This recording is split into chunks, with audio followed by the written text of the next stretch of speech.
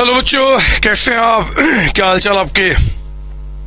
आज हमारी एनपीओ की 3rd क्लास है एंड जितने भी अभी आपके पॉइंट्स बन सकते हैं एडजस्टमेंट्स को लेकर आज हमें खत्म करना है, ताकि अगली क्लास से आपके बुक में जो प्रॉपर क्वेश्चंस हैं उनकी प्रैक्टिस एंट्री करें। आइए, पिछली क्लास में हम लोगों ने सब्सक्रिप्शन पे बातें की थी और मुझे याद है आपके बुकलेट का question number 2 and question number 3 हमने खत्म किया था। पर बच्चे आज हम पहले क्वेश्चन नंबर 1 को सॉल्व करते हैं, क्वेश्चन नंबर 1, और फिर हम क्लास को आगे बढ़ाएंगे।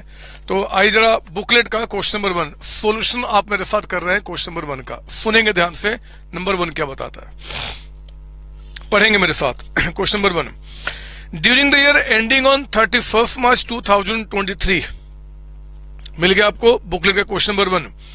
कहता है कि subscription receive by Jaipur literary society where 4,50,000, 4.5 lakh रुपए का आपने सब्सक्रिप्शन रिसीव किया। मैं एक काम करूं क्या, मैं डायग्राम साथ साथ में बनाता हूं, थोड़ी क्लियरिटी आपके पास आएगा। कहता है कि ईयर एंडिंग आपका 31 मार्च 2023 को हो रहा है, यानी कि इसकी शुरुआत 1 2022 से हुई होगी।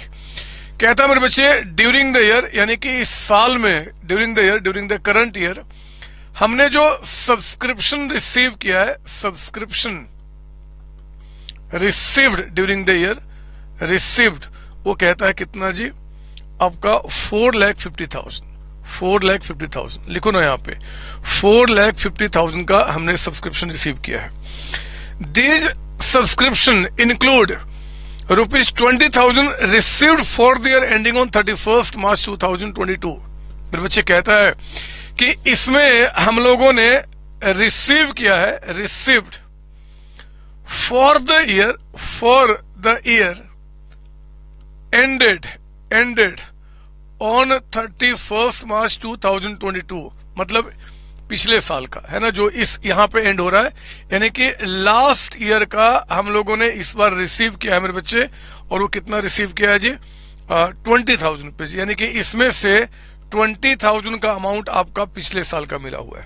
आगे बढ़ेंगे, कहता है कि ऑन 31 मार्च 2023, यानी कि यहाँ पे एंड में subscription due but not receive 15,000, यानी कि आउटस्टैंडिंग सब्सक्रिप्शन यहाँ पे बता रहा है, सब्सक्रिप्शन एट एंड में वो कहता है कि 15,000 का अमाउंट है, 15,000 का अमाउंट, 15,000 रुपए का यहाँ पे आउटस्टैंडिंग है।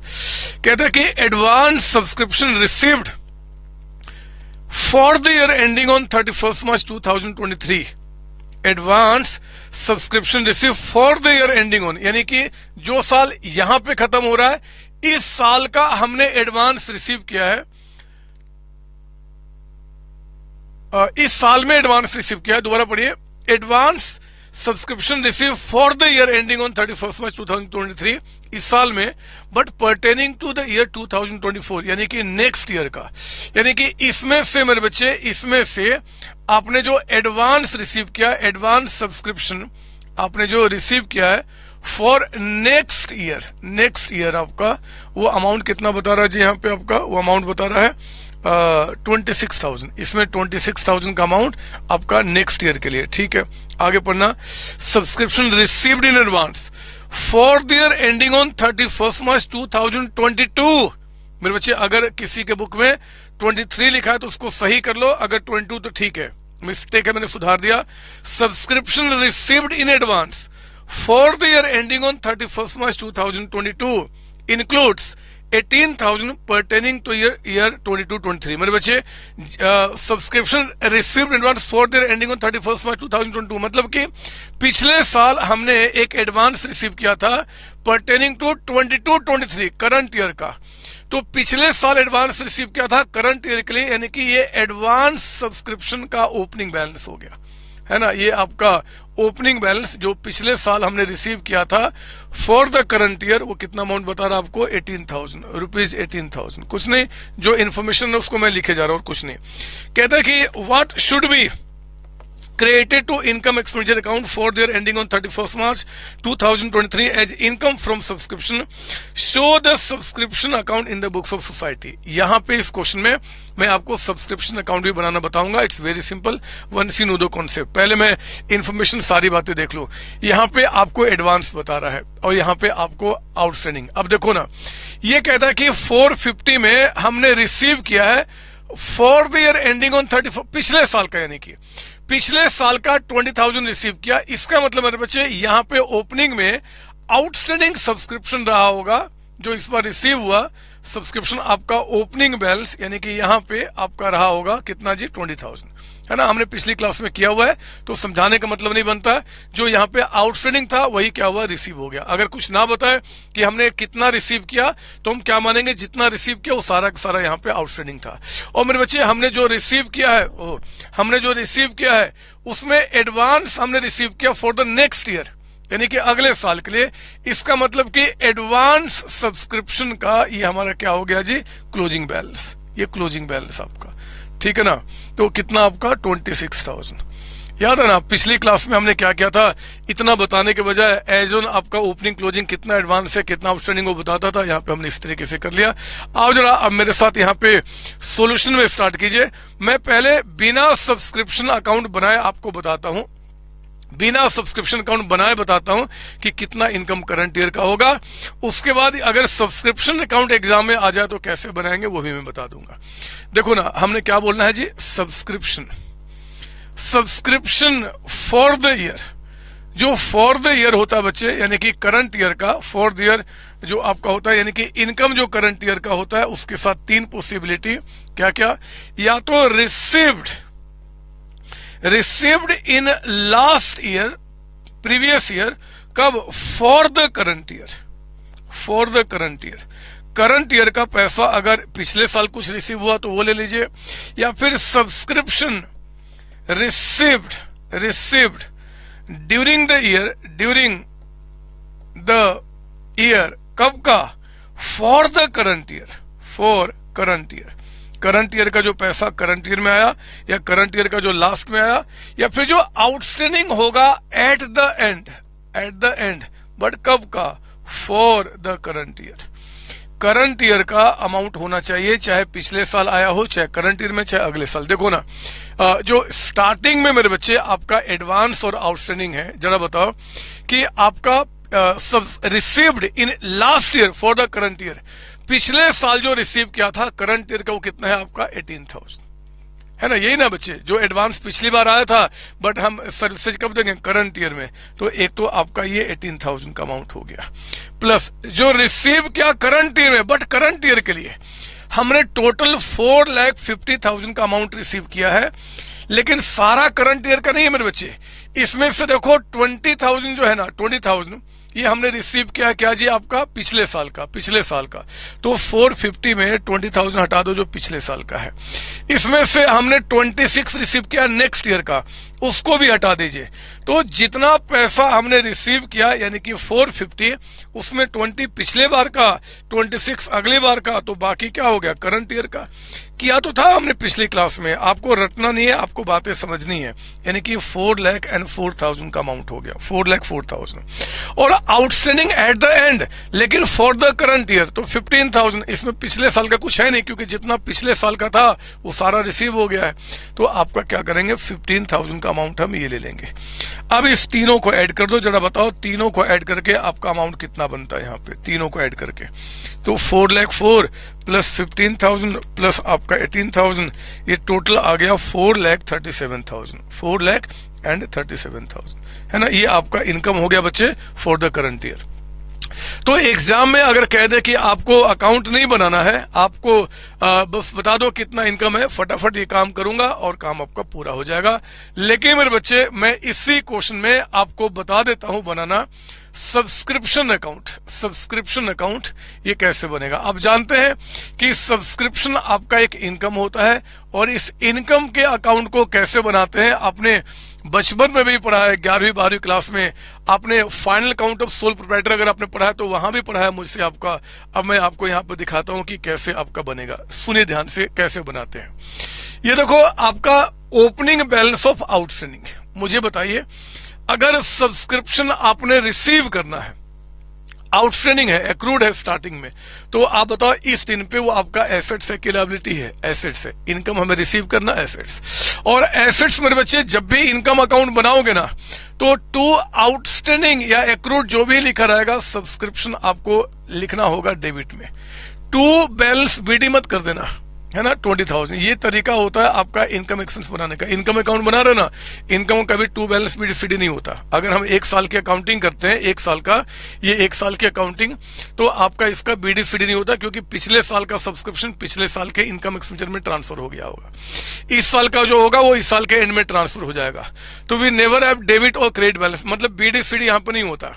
अगर इस इनकम से जुड़ा कोई आपका एसेट्स है तो हम क्या करते हैं, उसको लिखते हैं टू आउटस्टैंडिंग सब्सक्रिप्शन, ठीक है ना। और जो आपका एडवांस यानी कि जो इससे जुड़ा हुआ लायबिलिटी है, ओपनिंग बैलेंस, उसको आप यहां लिखिए क्रेडिट में। एडवांस सब्सक्रिप्शन हम कैसे याद रखेंगे? याद रखेंगे कि भैया एसेट्स का डेबिट बैलेंस होता है, लायबिलिटी का क्रेडिट बैलेंस होता है। तो ओपनिंग जो आपके पास लायबिलिटी है, क्योंकि पिछले साल आपने इसको रिसीव किया था फॉर द करंट ईयर, तो पिछले साल की लायबिलिटी थी, यानी कि ओपनिंग बैलेंस ऑफ लायबिलिटी हो गया। जो क्लोजिंग आपका आउटस्टैंडिंग सब्सक्रिप्शन है, उसको यहां लिखिए by outstanding subscription. By outstanding subscription आपका कितना जी? 15,000 का अमाउंट, आपका 15,000 का अमाउंट।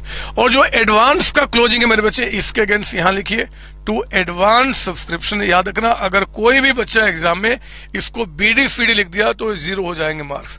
अब क्योंकि आप बड़े हैं, इसका रीजन क्या समझाऊं, मैंने इसे समझा भी दिया कि जब आप कोई एक्सपेंस या कोई इनकम का अकाउंट बनाते हैं, और अगर अकाउंटिंग पूरे 1 साल का होता है, 1 साल का, तो यहाँ पे बीडी सीडी नहीं होता, क्योंकि पिछले साल का पिछले साल जा चुका, इस साल का इस साल चला जाएगा, आगे कुछ कैरी फॉरवर्ड नहीं होगा। हाँ, इससे कोई जरा अगर एसेट्स लायबिलिटी है तो हम उसका उसी नाम को हम उस तरीके से अकॉर्डिंग लिखते हैं। अगर एसेट्स है तो डेबिट में, और आपका लायबिलिटी तो क्रेडिट में, और अपोजिट में क्लोजिंग बैलेंस आपका।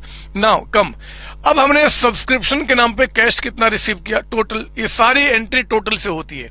ये सारी एंट्री, ओपनिंग टोटल कितना है, क्लोजिंग टोटल कितना है, ओपनिंग एडवांस कितना है, क्लोजिंग एडवांस कितना, टोटल से एंट्री हो रहा है ना। और टोटल जो हमने रिसीव किया 450, तो एंट्री क्या होगा, cash account debited to subscription, है ना बच्चे। तो कैश टू सब्सक्रिप्शन, सब्सक्रिप्शन में क्या बोलेंगे, by cash account. By cash account कितना आपका हो गया जी, 4,50,000 का अमाउंट आपका 450। बताओ जरा, आप मुझे बताओ जरा कि आखिर यहाँ पे आपका बैलेंसिंग फिगर कितना आ रहा है, 18,000 प्लस 450 का अमाउंट और प्लस 15,000 का अमाउंट, ये हो गया 4,83,000, 483। यहाँ पे आपका 4,83,000 का अमाउंट हो गया। इसमें से माइनस कर दो मेरे बच्चे 20,000, माइनस कर दो 26,000, ये आ गया 4,37,000। और यही जो बैलेंसिंग फिगर है वो आपका to income and expenditure account, ये हमारा बैलेंसिंग फिगर आपका निकल के आ गया। बैलेंसिंग फिगर आप ऐसे भी जानते हैं कि इनकम एक्सपेंडिचर अकाउंट में यहाँ पे क्या आता है, बाय सब्सक्रिप्शन। इनकम इस साइड में, तो इसमें बाय, तो इसमें क्या हो जाएगा, 2 हो जाएगा, क्वेश्चन खत्म। अगर एग्जाम में आपका आ जाए अकाउंट बनाने के लिए, तो टोटल लिखा जाएगा यहाँ पे ओपनिंग, चाहे किसी भी साल के से जुड़ा हो, ये आपका टोटल लिखा जाएगा आपका ओपनिंग, चाहे किसी भी साल का हो, है ना। लिख लो आप यहाँ पे बाद में, ये नहीं कि सर करंट ईयर का होगा वही लिखा जाएगा, क्या टोटल उस दिन पे टोटल जो आपके पास है एडवांस एंड में, और यहाँ पे टोटल जो आपका आउटस्टैंडिंग है, टोटल आउटस्टैंडिंग आपका एंड में वो लिखा जा रहा है। ये टोटल जो आपने रिसीव किया है वो लिखा जाएगा, चाहे किसी भी साल का हो, तो अपना बैलेंसिंग फिगर आपका निकल के आ जाएगा यहाँ पे, टोटल इनकम जो करंट ईयर का आपका होगा, है ना, बैलेंसिंग फिगर से। ये इसका मतलब होता है। कोई डाउट इसके अंदर में? नहीं सर। आप प्लीज कॉपी कीजिए, आज कॉपी करो ना, 2-3 बातें मुझे आपसे शेयर करनी है, और मैं चाहूंगा कि आप ना समझो मैं क्या शेयर करने की कोशिश कर रहा हूं। आज मेरे बच्चे, मैं कम से कम 200-250 साल का हो चुका हूं। आज सुबह में मेरे एक मित्र हैं, बहुत ही प्यारे से, वो आज क्रिकेट खेल रहे थे हमारे साथ, बहुत अच्छी टीम बनी हुई थी, और मस्त, मतलब कि मैं जीते जा रहा था, जो अपोजिशन में टीम थी हारे जा रही थी। और हुआ क्या ना कि मैच के बीच में जो हमारे मित्र हैं उनकी वाइफ आई, और उन्होंने क्या किया, मेरे दोस्त को मैच से खींच के घर लेके चले गए। बड़ा ही बुरा लगा कि यार मैच के बीच से कोई ऐसे कैसे कर सकता है। मेरे दोस्त को भी जीभ कट गया, झूठ नहीं बोला मैंने, सच बोल रहा हूं, फिर भी जीभ कट गया। तो मैच के बीच से उन्होंने क्या किया कि उन्होंने क्या किया, वो मुझे नहीं, मतलब मेरे मित्र को उनकी वाइफ ने क्या किया, वो खींच के लेके चले गई। मेरे बच्चे रियली बता रहा हूं, वो दिन याद आ गया जब हम छोटे बच्चे हुआ करते थे और उस टाइम पे हम लोग क्रिकेट खेलते थे, दिन रात खेले होते थे। पापा को गुस्सा आता था कि कहाँ रह गया। वो आते थे क्रिकेट पिच पे और कान खींच के ऐसे ही पकड़ के हम लोग को घर लेके जाते थे और घर में जाने के बाद इतना पीटते थे ना, इतना पीटते थे कि मजा आ जाता था उस टाइम पे कि यार बॉडी क्या स्ट्रांग हो गई। अगर कहीं से थोड़े से मोटे भी हो जाते थे तो उनकी पिटाई खा के थोड़े हम पतले हो जाते थे।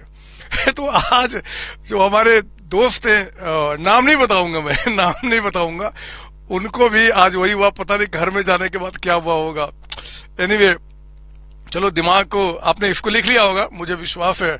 अब मैं क्लास को आगे बढ़ाता हूँ और इस चैप्टर को आगे लेके चलता हूँ। होप मेरे जो फ्रेंड हैं, जो मेरे दोस्त हैं, उनका शरीर सलामत रहा होगा और उतनी पिटाई नहीं मिली होगी जितनी पिटाई हमें बचपन में मिलती थी, या आप जो खाते अपने मम्मी पापा से। आइए क्लास को कंटिन्यू करते हैं। ओह, ये टॉपिक हमारा एंड हो गया बच्चे।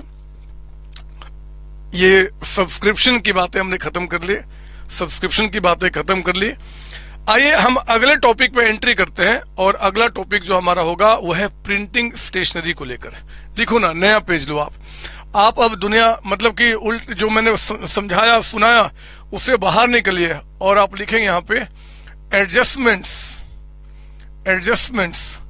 रिलेटेड टू आपका प्रिंटिंग एंड स्टेशनरी से जुड़ा हुआ हम लोग क्या करेंगे, यहाँ पे आपको एडजस्टमेंट बताएंगे। सुनेंगे ध्यान से। आप इसके अंदर लिखो ना मेरे साथ, यहाँ पे केस नंबर 1, पहला केस आप लिखेंगे यहाँ पे, केस नंबर 1। ध्यान सुनना, प्रिंटिंग स्टेशनरी से लेकर केस नंबर 1। मेरे बच्चे मैं आपको यहाँ पे देता हूं, एक तो आपका receipts and payment account for the year, साथ साथ लिखेंगे, for the year ended on 31 March 2023। ठीक है ना। इस रिसीट्स एंड पेमेंट में आपको बस एक्सट्रैक्ट समझा रहा हूं, है ना। एक एडजस्टमेंट आपका पेमेंट साइड में कहता है बाय प्रिंटिंग एंड स्टेशनरी कह दे, या बाय स्टेशनरी कह दे, या बाय प्रिंटिंग कह दे, आपका सेम मीनिंग निकल के आता है। ठीक है ना। ये मान लो आपका 60,000 का अमाउंट बता रहा है, 60,000 का। सवाल उठता है थोड़ा जगह छोड़ के कि यार ये जो प्रिंटिंग स्टेशनरी है, क्या ये मेरा एक्सपेंस है? अगर ये मेरा एक्सपेंस है तो मैं इसको कहां रिकॉर्ड करूंगा? इनकम एंड एक्सपेंडिचर अकाउंट में। इसको कहां रिकॉर्ड करूंगा? इनकम एक्सपेंडिचर अकाउंट में। और अगर ये आप कहते हो कि नहीं सर ये एसेट है, तो हम कहां रिकॉर्ड करेंगे? बैलेंस शीट के अंदर में, आपका बैलेंस शीट के अंदर में। तो कहां रिकॉर्ड करूं मैं? क्या मैं इसको इनकम दिखाऊं, सॉरी एक्सपेंस दिखाऊं, या फिर एसेट दिखाऊं? प्रिंटिंग स्टेशनरी समझते हो क्या होता है? जैसे कि अगर मैं अपनी बात करूं तो वो पेपर, वो पेंसिल, वो इरेजर, वो मार्कर, ये सब जो खरीद के हम रखते हैं ना, that is called stationery for business आपका। किसी ऑफिस में अगर दूसरी बात करें तो उनके पास भी जो पेपर शीट होते हैं, आपके पेन पे जो पेंसिल सब परचेज करते हैं, दैट इज कॉल्ड स्टेशनरी, है ना, जो फ्रीक्वेंटली ऑफिस में यूज होते हैं। तो देखो कहते हैं कि यार स्टेशनरी जो आपने परचेज किया है, ये स्टेशनरी आपने क्यों परचेज किया होगा? तो ऑब्वियस बात है कि जो स्टेशनरी हमने परचेज किया होगा वो इस साल परचेज करते हैं, इस साल यूज करने के लिए, है ना बच्चे। कोई ऐसा थोड़ा परचेज करता है कि इस साल परचेज करेंगे अगले साल यूज करने के लिए। तो अगर इसके बारे में कोई इंफॉर्मेशन नहीं दिया हुआ है तो जितना भी आपने प्रिंटिंग स्टेशनरी के नाम पे पेमेंट किया ना, आप मानना कि वो इस साल हमने परचेज किया और कंज्यूम कर लिया, यूज कर लिया, और यूज कर लिया तो कहां चला जाएगा? इनकम एक्सपेंडिचर के एक्सपेंडिचर साइड में। बात समझ में आ रही है? ये सर, तो ये हमारा अगर एग्जाम में आ जाए कि बताओ जी स्टेशनरी परचेज क्या है? एक्सपेंस है, रेवेन्यू एक्सपेंडिचर है, कहां जाएगा? आपका इनकम एक्सपेंडिचर अकाउंट में। लेकिन क्वेश्चन कह दे आपको एडजस्टमेंट में, लिखे यहां पे एडजस्टमेंट नंबर 1 कि स्टॉक ऑफ स्टेशनरी आपके पास स्टेशनरी स्टॉक के रूप में बच गया है और वो कहता है कि 15,000 का, 15,000 रुपए का, यानी कि 60,000 में आपका जो स्टेशनरी है वो कितने का बता रहा है, 15,000 का। बोलता बताओ अब क्या करोगे। मेरी बात सुनो मेरे बच्चे, मेरी बात सुनो। अब देखो 60,000 का जो परचेज किया ना वो सारा यूज नहीं हुआ, 15,000 बच गया।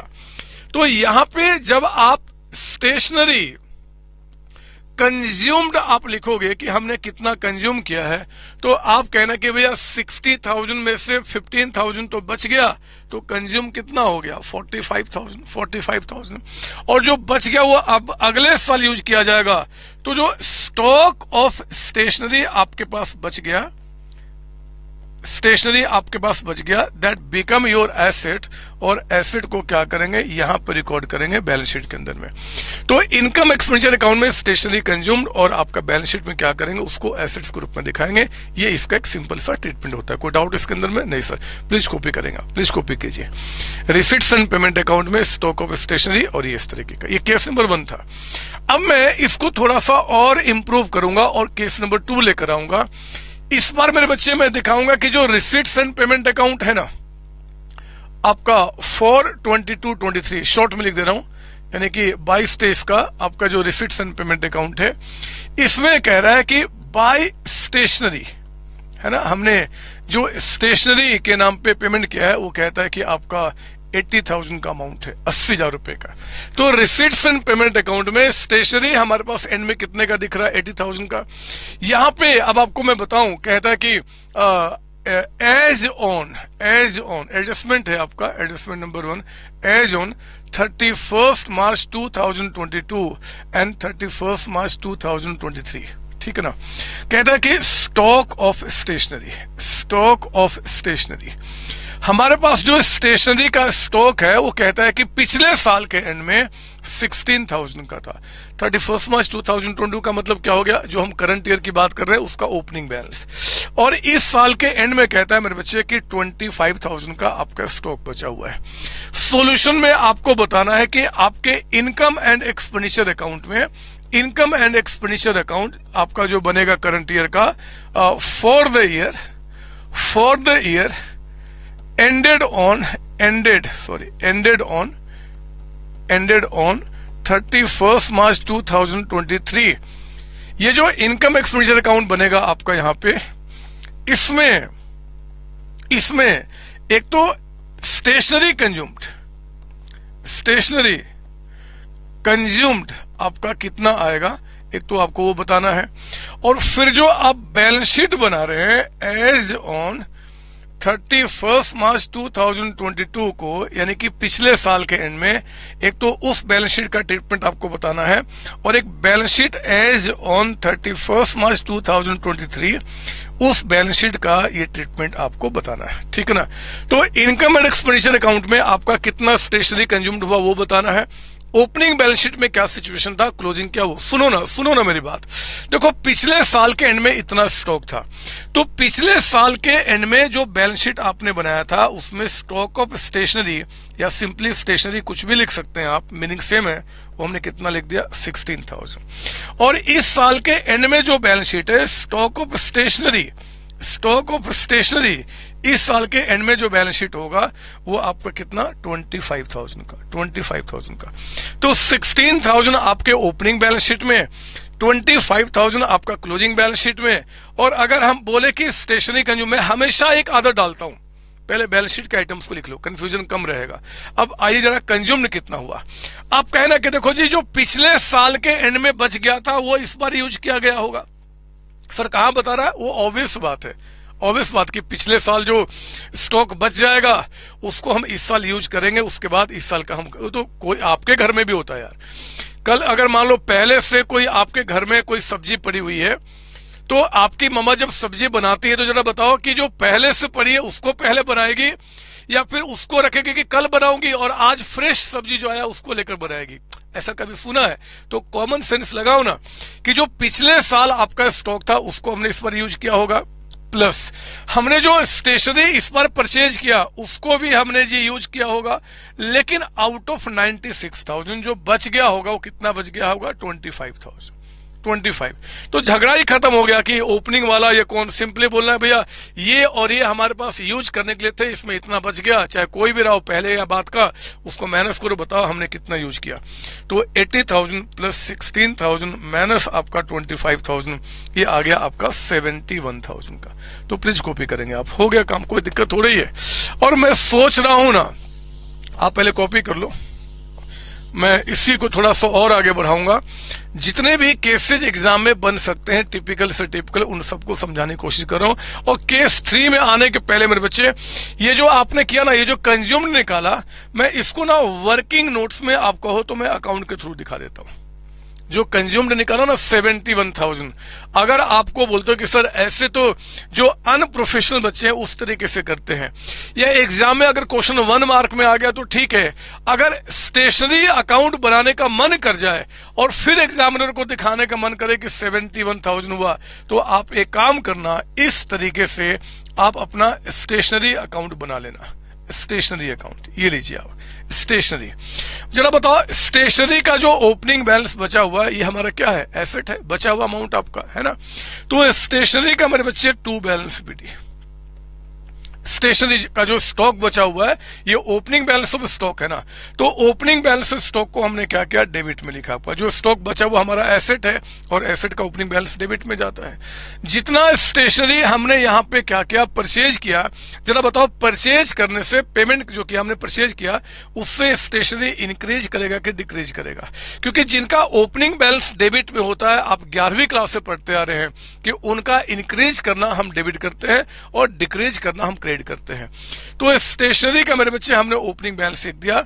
उसके बाद चेक करो, उसके बाद हमने बाई स्टेशनरी, हमने 80,000 का परचेज किया है, स्टेशनरी बढ़ा होगा तो उसमें हमने कहा बाई स्टेशनरी, स्टेशनरी में क्या बोलेंगे, टू कैश अकाउंट है ना, टू कैश अकाउंट। और ये कितने का हमने परचेज किया, 80,000 आपका 80,000। एक सवाल आप चाहो तो मुझसे पूछ सकते हो कि sir receipts and payment account में बाई स्टेशनरी, तो स्टेशनरी में to receipts and payment account होना चाहिए ना, तो फिर टू कैश क्यों लिखा?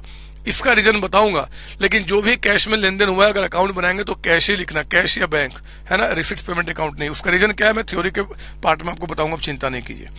उसके बाद जरा देखो आप जी, स्टेशनरी हमारे पास एंड में कितना बच गया, तो जो एंड में बच गया बाई बैलेंस सीडी वो कितना बता रहा है आपका 25,000। अब समझो ना मेरी बात, समझो ना, रटोगे क्यों? 16 पहले से था, 80 हमने परचेज किया, टोटल कितना हो गया 96,000।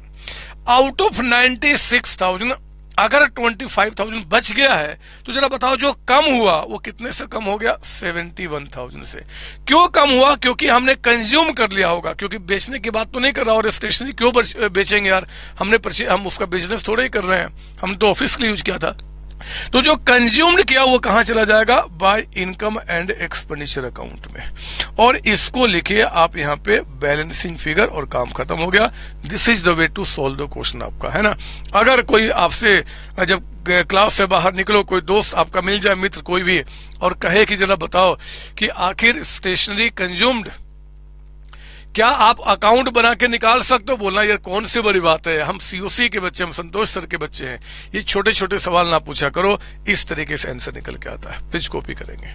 केस 2 मैंने खत्म किया, इस कहानी को और आगे बढ़ाऊंगा, थोड़े से और आपको ऊंचाई पे लेकर आऊंगा, थोड़ा और टफनेस बढ़ाऊंगा, और मैं आपके लिए केस नंबर 3 लेकर आऊंगा। आओ ना, लिखो मेरे साथ, case number 3, receipts and payment account आपका फॉर द ईयर, समझ गया अपना, बस फॉर 22-23, मतलब कि मान लो करंट ईयर आपका जो है 22-23 है, तो हम उसका रिसीट्स एंड पेमेंट अकाउंट बना रहे हैं। ये लीजिए, इस रिसीट एंड पेमेंट अकाउंट में कहता है मेरे बच्चे यहाँ पे आपका पहले नीचे लिखूंगा 31 मार्च 2022 एंड 31 मार्च 2023। याद रखना, अगर मैं यहाँ पे एज ऑन ना भी लिखूं तो भी मेरे बच्चे आपको जब ऐसे लिखेगा तो हम एज ऑन ही पढ़ते हैं। स्टॉक ऑफ स्टेशनरी लिखो यहाँ पे, स्टॉक ऑफ स्टेशनरी। हमारे पास जो स्टेशनरी है ना उसका स्टॉक यहाँ पे कहता है कि चलो 20,000 का अमाउंट है, और यहाँ कहता है कि 26,000 का, 20 ओपनिंग 26 आपका। फिर एक नाम लिखिए आप यहाँ पे, क्या जी, क्रेडिटर्स, ओह मैं नया नाम दे रहा हूं, फॉर स्टेशनरी। पिछले वाले क्वेश्चन में हम लोग कहां तक लिमिट थे, स्टॉक ऑफ स्टेशनरी। अब क्रेडिटर्स को भी लेकर आ गए। मान लो यहाँ पे 16,000 का अमाउंट है और मान लो यहाँ पे 13,000 का अमाउंट है। जब भी एडजस्टमेंट में क्रेडिटर्स फॉर स्टेशनरी दिख जाए मेरे बच्चे, अब यहां पे आपको कहे बाय क्रेडिटर्स फॉर स्टेशनरी, या तो ये दे दे आपको स्टेशनरी, या फिर और या फिर ऑब्लिक कर दूं क्या, ऑब्लिक मतलब कि या तो ये लिख दे या सिंपली लिख दे स्टेशनरी, दोनों में से कुछ भी लिख दे। मान लो अमाउंट कहता है कि आपका यहाँ पे 1,20,000 का अमाउंट है। मैं रिपीट कर रहा हूं, अगर क्वेश्चन में आपको क्रेडिटर्स फॉर स्टेशनरी का ओपनिंग क्लोजिंग या ओपनिंग या क्लोजिंग कोई भी एक या दोनों बैलेंस दिया हुआ है, और उस केस में रिसीट्स एंड पेमेंट अकाउंट में कहे या तो क्रेडिटर्स फॉर स्टेशनरी या बाय स्टेशनरी, इन दोनों का मतलब सिर्फ ये निकल के आता है कि हमने स्टेशनरी के नाम पे क्रेडिटर्स को इतना पेमेंट किया है, स्टेशनरी के नाम पे करंट ईयर में हमने क्या किया, इतना पेमेंट किया है। बोलता जरा बताओ ना, जरा बताओ कि क्या ट्रीटमेंट करोगे। लिखो यहाँ पे सॉल्यूशन। एक तो मैं आपको इनकम एंड एक्सपेंडिचर अकाउंट में आपको हमें बताना है कि आखिर आपने करंट ईयर में जो स्टेशनरी आपने कंज्यूम किया है, लिखो यहाँ पे स्टेशनरी कंज्यूम्ड, वो कितना अमाउंट है वो आपको यहाँ पे बताना है। और फिर मेरे बच्चे balance sheet as on 31 March 2022, यानी कि जो ओपनिंग बैलेंस शीट है ना उसका सिचुएशन आपको यहां बताना है, और एक बैलेंस शीट आपको एज ऑन 31 मार्च 2023 यानी कि क्लोजिंग बैलेंस शीट आपको यहां पे बताना है। तो ये दो बातें यहां पे करनी है, ठीक है ना। और आप जानते हैं मेरी आदत को, मैं हमेशा पहले बैलेंस शीट के आइटम को लिखना पसंद करता हूं। ये जो मेरी आदत है ना बच्चे, वो आपको डेवलप करनी पड़ेगी। जितनी मेरी अच्छाइयां हैं ना उन सबको अपने अंदर लेना पड़ेगा। बुराई कुछ दिखता छोड़ो ना उसको, लेकिन अच्छाई को लेना पड़ेगा, तभी एग्जाम में अच्छा परफॉर्म करेंगे। तो मैं ना स्टॉक ऑफ स्टेशनरी का ओपनिंग बैलेंस यहां लिखिए, एसेट है आपका ओपनिंग बैलेंस शीट में। स्टॉक ऑफ स्टेशनरी आपका ओपनिंग बैलेंस शीट में ओपनिंग एसेट कितने का है, 20,000 का अमाउंट। और स्टॉक ऑफ स्टेशनरी जो हमारे पास स्टेशनरी है उसका जो क्लोजिंग स्टॉक है कितना, 26,000, उसको आप क्लोजिंग बैलेंस शीट में दिखाइए। मेरी बात सुनो, जो क्रेडिटर्स है ना, उन क्रेडिटर्स का ओपनिंग बैलेंस यहां लिखिए। लायबिलिटी है ना बच्चे, क्रेडिटर्स यानी कि स्टेशनरी के नाम पे हमें जिनको पेमेंट करना है वो कितना है, 16,000, उसको यहां लिखो। और जो क्रेडिटर्स आपका एंड में है वो क्लोजिंग बैलेंस शीट में, लायबिलिटी है लायबिलिटी साइड में, क्रेडिटर्स फॉर स्टेशनरी। तो क्रेडिटर्स फॉर स्टेशनरी का जो क्लोजिंग बैलेंस है वो कितना आपका 13,000, उसको आप यहां लिखिए। इसमें कोई डाउट, ओपनिंग वाला चला गया ओपनिंग में, क्लोजिंग वाला चला गया क्लोजिंग में। अब हमें ये निकालना कंज्यूम्ड। मेरे बच्चे मैं तो आपको प्रेफर कराता हूं ना कि जैसे जैसे एडजस्टमेंट्स आगे एडवांस होते चले जाएंगे आप ये अकाउंट बनाना शुरू कर देना, क्योंकि वहां से आपको सिंप्लिसिटी बढ़ती चली जाएगी। अकाउंट्स बनाना हमेशा क्या होता है कि स्टार्टिंग में लगता है यार क्यों अकाउंट बनाओ, जैसे आप बोलो कि यार क्यों बनाओगे, ठीक लगता है हमें, ऐसे कर लो काम खत्म हो गया, टाइम बच जाएगा। लेकिन अकाउंट बनाना क्या है, एक आर्ट है। और आर्ट क्यों होता है, सिंपल और अच्छा दिखने के लिए। तो सिंप्लिसिटी अकाउंट ही लेकर आएगा, मैं आपको यहां प्रूफ करूंगा। स्टेशनरी कंज्यूम्ड को निकालने के लिए मैं आ जाऊंगा पहले वर्किंग नोट्स में, और वर्किंग नोट्स में मेरे बच्चे पहला वर्किंग जो बनाऊंगा ना वो हमारा होगा creditors for stationery account. Creditors for stationery account, तो क्रेडिटर्स फॉर स्टेशनरी अकाउंट बनाइए।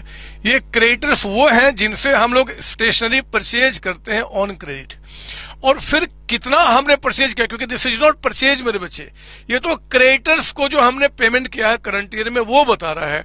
एक बार जब परचेज पता चल जाएगा तो फिर आप स्टॉक ऑफ स्टेशनरी यानी कि स्टेशनरी अकाउंट बना के आप पता कर लेंगे कि हमने कितना कंज्यूम किया है, ठीक है ना। ये देखो आप यहाँ पे बताइए, क्रेडिटर्स आपकी लायबिलिटी है ना, ये सर। तो लायबिलिटी का ओपनिंग बैलेंस कितना बता रहा है आपको, 16,000, विल राइट हियर आपका 16। और क्रेडिटर्स का आपका क्लोजिंग बैलेंस मेरे बच्चे यहाँ पे आपका आएगा, क्रेडिटर्स एंड में कितना बता रहा आपको यहाँ पे 13,000। मुझे बताइए स्टेशनरी का ओपनिंग बैलेंस आपका कितना है, टू बैलेंस बीडी, स्टेशनरी का ओपनिंग आपका 20,000 का अमाउंट है, और स्टेशनरी का क्लोजिंग बैलेंस आपका बाई बैलेंस सीडी यहाँ पे आपका कितना जी, 26,000 का अमाउंट आपका 26,000। तो ये हमने क्या किया, ओपनिंग क्लोजिंग बैलेंस यहाँ पे लिख दिया, इसमें कोई डाउट नहीं सर, प्लीज कॉपी करेंगे जल्दी से। अब आगे मेरी बात सुनिए, ये क्रेडिटर्स मेरे बच्चे आपकी लायबिलिटी होता है ओपनिंग में क्रेडिट। तो जब जब क्रेडिटर्स इंक्रीज करेंगे तो क्रेडिट और डिक्रीज आपका डेबिट होगा। ये आपका एसेट है, बढ़ना डेबिट घटना क्रेडिट होता है। This is a very simple way to prepare the accounts आपका। Now we have made payment of 1,20,000 to the creditors. अगर मैं क्रेडिटर्स का पेमेंट कर दूं, अगर मैं क्रेडिटर्स को पेमेंट कर दूं तो क्रेडिटर्स हमारे बैलेंस शीट में इंक्रीज करेंगे कि डिक्रीज करेंगे? सर पेमेंट कर दिया ना, लायबिलिटी कम हो जाएगी। तो लायबिलिटी कम यानी कि यहाँ पे हम क्या बोलेंगे, टू कैश। और ऐसे भी मेरे बच्चे अगर इस अकाउंट में बाय क्रेडिटर्स तो इसमें क्या, टू कैश क्रॉस पोस्टिंग। अब सुनो ना मेरी बात सुनो। ये देखो यहाँ पे क्या हुआ, ये देखो आपका 120 प्लस 13 ये कितना हो गया, 1,33,000। 133 और माइनस 16, यहाँ बैलेंसिंग फिगर कितना आ गया जी, 133 माइनस आपका यहाँ पे 16, ये आ गया आपका 117, 1,17,000, 117 आपका 117। तो ये 117 क्या है जरा बताओ। हमारे क्रेडिटर्स इंक्रीज कर रहे हैं। क्रेडिटर्स कब इंक्रीज करते हैं, when we purchase stationery from them, जब हम उनसे परचेज करते हैं। यानी कि ये हो गया मेरे बच्चे बाय स्टेशनरी अकाउंट। ये हमारा क्या हो गया, बाय स्टेशनरी अकाउंट। ये हमारा बैलेंसिंग फिगर से निकल के आ गया। और कहीं आपको रिवीजन में दिक्कत ना हो इसलिए मैं लिख देता हूं, आपको एग्जाम में थोड़े लिखना है। ये हमारा आ गया purchased during the year. Purchase during the year, हमने ड्यूरिंग द ईयर यानी कि करंट ईयर में जो परचेज किया है ना, वो अमाउंट निकल के आ गया कितने का, आपका 117 का। और ऐसे भी देखो ना अच्छा लगेगा यार, क्रेडिटर्स स्टार्टिंग में 16,000 के थे, उसके बाद हमने 1,17,000 का और उनसे परचेज किया, तो टोटल हमारे पास 133 के क्रेडिटर्स हो गए। 133 में इतना हमने पेमेंट कर दिया, क्रेडिटर्स अभी 13,000 और बचे हुए, काम खत्म। और जो हमने परचेज किया मेरे बच्चे, यहां बोला क्रेडिटर्स में बाय स्टेशनरी, तो स्टेशनरी में क्या बोलेंगे, टू क्रेडिटर्स फॉर स्टेशनरी, है ना। हमने क्रेडिटर्स अकाउंट से यहां पे लेकर आए कितना, 1,17,000। ये क्या है, ये परचेज्ड है मेरे बच्चे। अब सुनो ना मेरी बात, 20,000 का स्टेशनरी पहले था, 117 का परचेज किया, 137 का अमाउंट हो गया। आप मुझे बताइए 1,37,000 में से 1,37,000 में से अगर मैं यहाँ पे 26 को माइनस करूं तो 1,11,000 का अमाउंट निकल के आ गया, 1,11। ये 1,11 क्या है, दिस इज कंज्यूम्ड, कम हो रहा है। और जो कंज्यूम्ड होता है वही हम कहां ट्रांसफर करते हैं, इनकम एक्सपेंडिचर अकाउंट में। ये हमारा बैलेंसिंग फिगर से निकल के आ गया मेरे बच्चे। रिवीजन में मेरे बच्चों को दिक्कत ना हो जाए इसलिए लिख देता हूं consumed during the year, consumed during the year, आपका ड्यूरिंग द ईयर। समझ लो मेरी बात ना, बोलो हाँ ये सर। और जितना कंज्यूम्ड हुआ मेरे बच्चे उसी को तो हम यहाँ पर रिकॉर्ड करते हैं 1,11,000। कोई डाउट इसके अंदर में नहीं सर, प्लीज कॉपी करें, करो ना कॉपी। अरे मैं आपसे बात कर रहा हूं, कॉपी करो ना। जब मैं आपको पढ़ाता हूं ना, रियली बता रहा हूं, देखो झूठ नहीं बोलता, जब मैं आपको पढ़ाता हूं मुझे वो समय याद आता है जब मैं छोटा बच्चा हुआ करता था आपके जैसा, और मेरे सर मुझे पढ़ाया करते थे। मुझे कितना मजा आता था उनको देखना, टुकुर टुकुर टुकुर टुकुर, कुछ समझ में नहीं आता था इस चैप्टर में, सच बता रहा हूं। ये देखो फिर भी टुकुर टुकुर टुकुर, क्योंकि उस समय बच्चा था मैं। मजा आता था जब मुझे टीचर बोलते थे संतोष, समझ रहे हो। आज कोई बोलता नहीं, नाम से पुकारने वाले लोग बहुत कम बचे हैं। आज सबका मैं पता नहीं कब इतना बड़ा हो गया, सबके लिए सर बन गया मैं। पी लेने दो, दुख गम बुझाने को, गम भुलाने को शंकर भगवान ने दिया था मुझे। जब कोई गम हो ज्यादा, दुख बहुत ज्यादा हो, इसको पी लेना, दुख खत्म हो जाता है। क्या हुआ, लिखो ना बदमाश, लिखो ना, कंज्यूम निकाला ना। ये सर वो सिंपल तरीके से बता दो ना। अरे इससे सिंपल तरीका क्या होगा। नहीं सर मैं कह रहा हूं कि बिना अकाउंट बनाए बना दो ना। अरे क्यों, यही ठीक है। फिर भी अगर आप बदमाश हो, बोलते हो कि नहीं सर बिना अकाउंट के बताओ, तो कुछ ऐसे करूंगा कि यार क्रेडिटर्स हमने क्रेडिटर्स को 1,20,000 का पेमेंट कर दिया, 120 का, और 13,000 क्रेडिटर्स एंड में है। 13,000, यानी कि हमने क्रेडिटर से इतने का सामान परचेज किया होगा, जिसमें से इतना पे कर दिया, इतना बचा हुआ है। अरे हाँ, इसमें से 16,000 क्रेडिटर स्टार्टिंग में थे, उनसे तो हमने पिछले साल परचेज किया, इस साल परचेज नहीं किया, उस 16 को हम माइनस कर देंगे। तो इतना पे किया, इस साल इतना पे करना, सॉरी 13,000 है, इतना पे कर दिया और इतना अभी पे करना बाकी है। जितना पे किया, जितना बाकी, उसमें 16 पहले से है। तो जो परचेज किया ना क्रेडिटर इस बार, वो कितने का निकल के आ गया? यही अमाउंट आ गया। कहाँ जी? 1,17,000। ये 117 परचेज आ गया, परचेज आ गया। कंज्यूम्ड कितना हुआ जी? कंज्यूम्ड कितना हुआ? तो जितना हमने परचेज किया 117, एक तो ये कंज्यूम किया, प्लस जो पहले से स्टॉक बचा है वो भी तो हमने कंज्यूम किया 20,000। ओहो, अभी इसमें से 26 एंड में बच गया है, वो हमने कंज्यूम नहीं किया, तो जो बच गया वो कंज्यूम्ड हो गया आपका। यहाँ पे आ गया आपका 111। एग्जाम में एमसीक्यू में या 1 मार्क में क्वेश्चन अगर आ जाए तो अकाउंट थोड़े बनाओगे, फटाफट ऐसे करो, काम खत्म हो गया। समझो मेरी बात ना, प्लीज कॉपी करेंगे। केस 3 भी खत्म हो गया, जिसमें कि हमने क्रिएटर्स को आपको दिखाया। थोड़ी सी कहानी और बढ़ाऊंगा और केस 4 पे लेकर आऊंगा। मेरे बच्चे पीडीएफ से दिक्कत हो रही है बच्चे कोई? अगर मेरे जो लेक्चर आप स्टडी कर रहे हैं, चाहे वो आपका रेगुलर क्लास का हो, चाहे वो आपका रिवीजन क्लास का हो, अगर आपको मेरे पीडीएफ से पढ़ने में आपको परेशानी हो रही है, तो मेरे बच्चे इस वीडियो में जो नंबर डिस्प्ले कर रहे हैं ना, आप उन पे कॉल करके मेरी बुक, हार्ड बुक मंगा सकते हैं, 11 क्लास 12 क्लास। इस बुक को मैंने बहुत ही बेहतर तरीके से डिजाइन किया है। जितने भी important questions, past year question आए हैं या आगे फ्यूचर में बन सकते हैं, सबको मैंने कवर किया है। आपके जो टीएस गिरवाल जो आपके स्कूल में चलते हैं, डीके गोयल जी का बुक चलता है, उनके भी जो अच्छे अच्छे क्वेश्चन है मेरे बच्चे, उन सारे कॉन्सेप्ट को मैंने यहाँ पे कवर किया हुआ है। क्या थ्योरी, क्या प्रैक्टिकल, जो भी सैंपल पेपर आपके एग्जाम के टाइम पे आपको रिविजन करना है, स्टडी करना है, each and every concept I have covered in this books आपका। तो आप इससे स्टडी कीजिए और बहुत ही नॉमिनल चार्ज पे आप चाहे तो इन नंबर पे कॉल करके अपने घर पे बाय कुरियर इस बुक को मंगा सकते हैं। मेरी टीम आपके पास इस बुक को पहुंचाने की जिम्मेदारी उठाएगी। मेरे बच्चे, जो रेगुलर क्लासेज आप मेरे चैनल पे देख रहे हैं या ऐप पे देख रहे हैं, या फिर जो रिवीजन लेक्चर देख रहे हैं, उन सबको मैंने इन्हीं बुक से स्टडी किया, इन्हीं बुक से पढ़ाया एक्चुअली आपको। तो आप पढ़ें और एंजॉय करें लाइफ को, और आप दूसरों से आगे रहें। All the best, all the best बच्चों।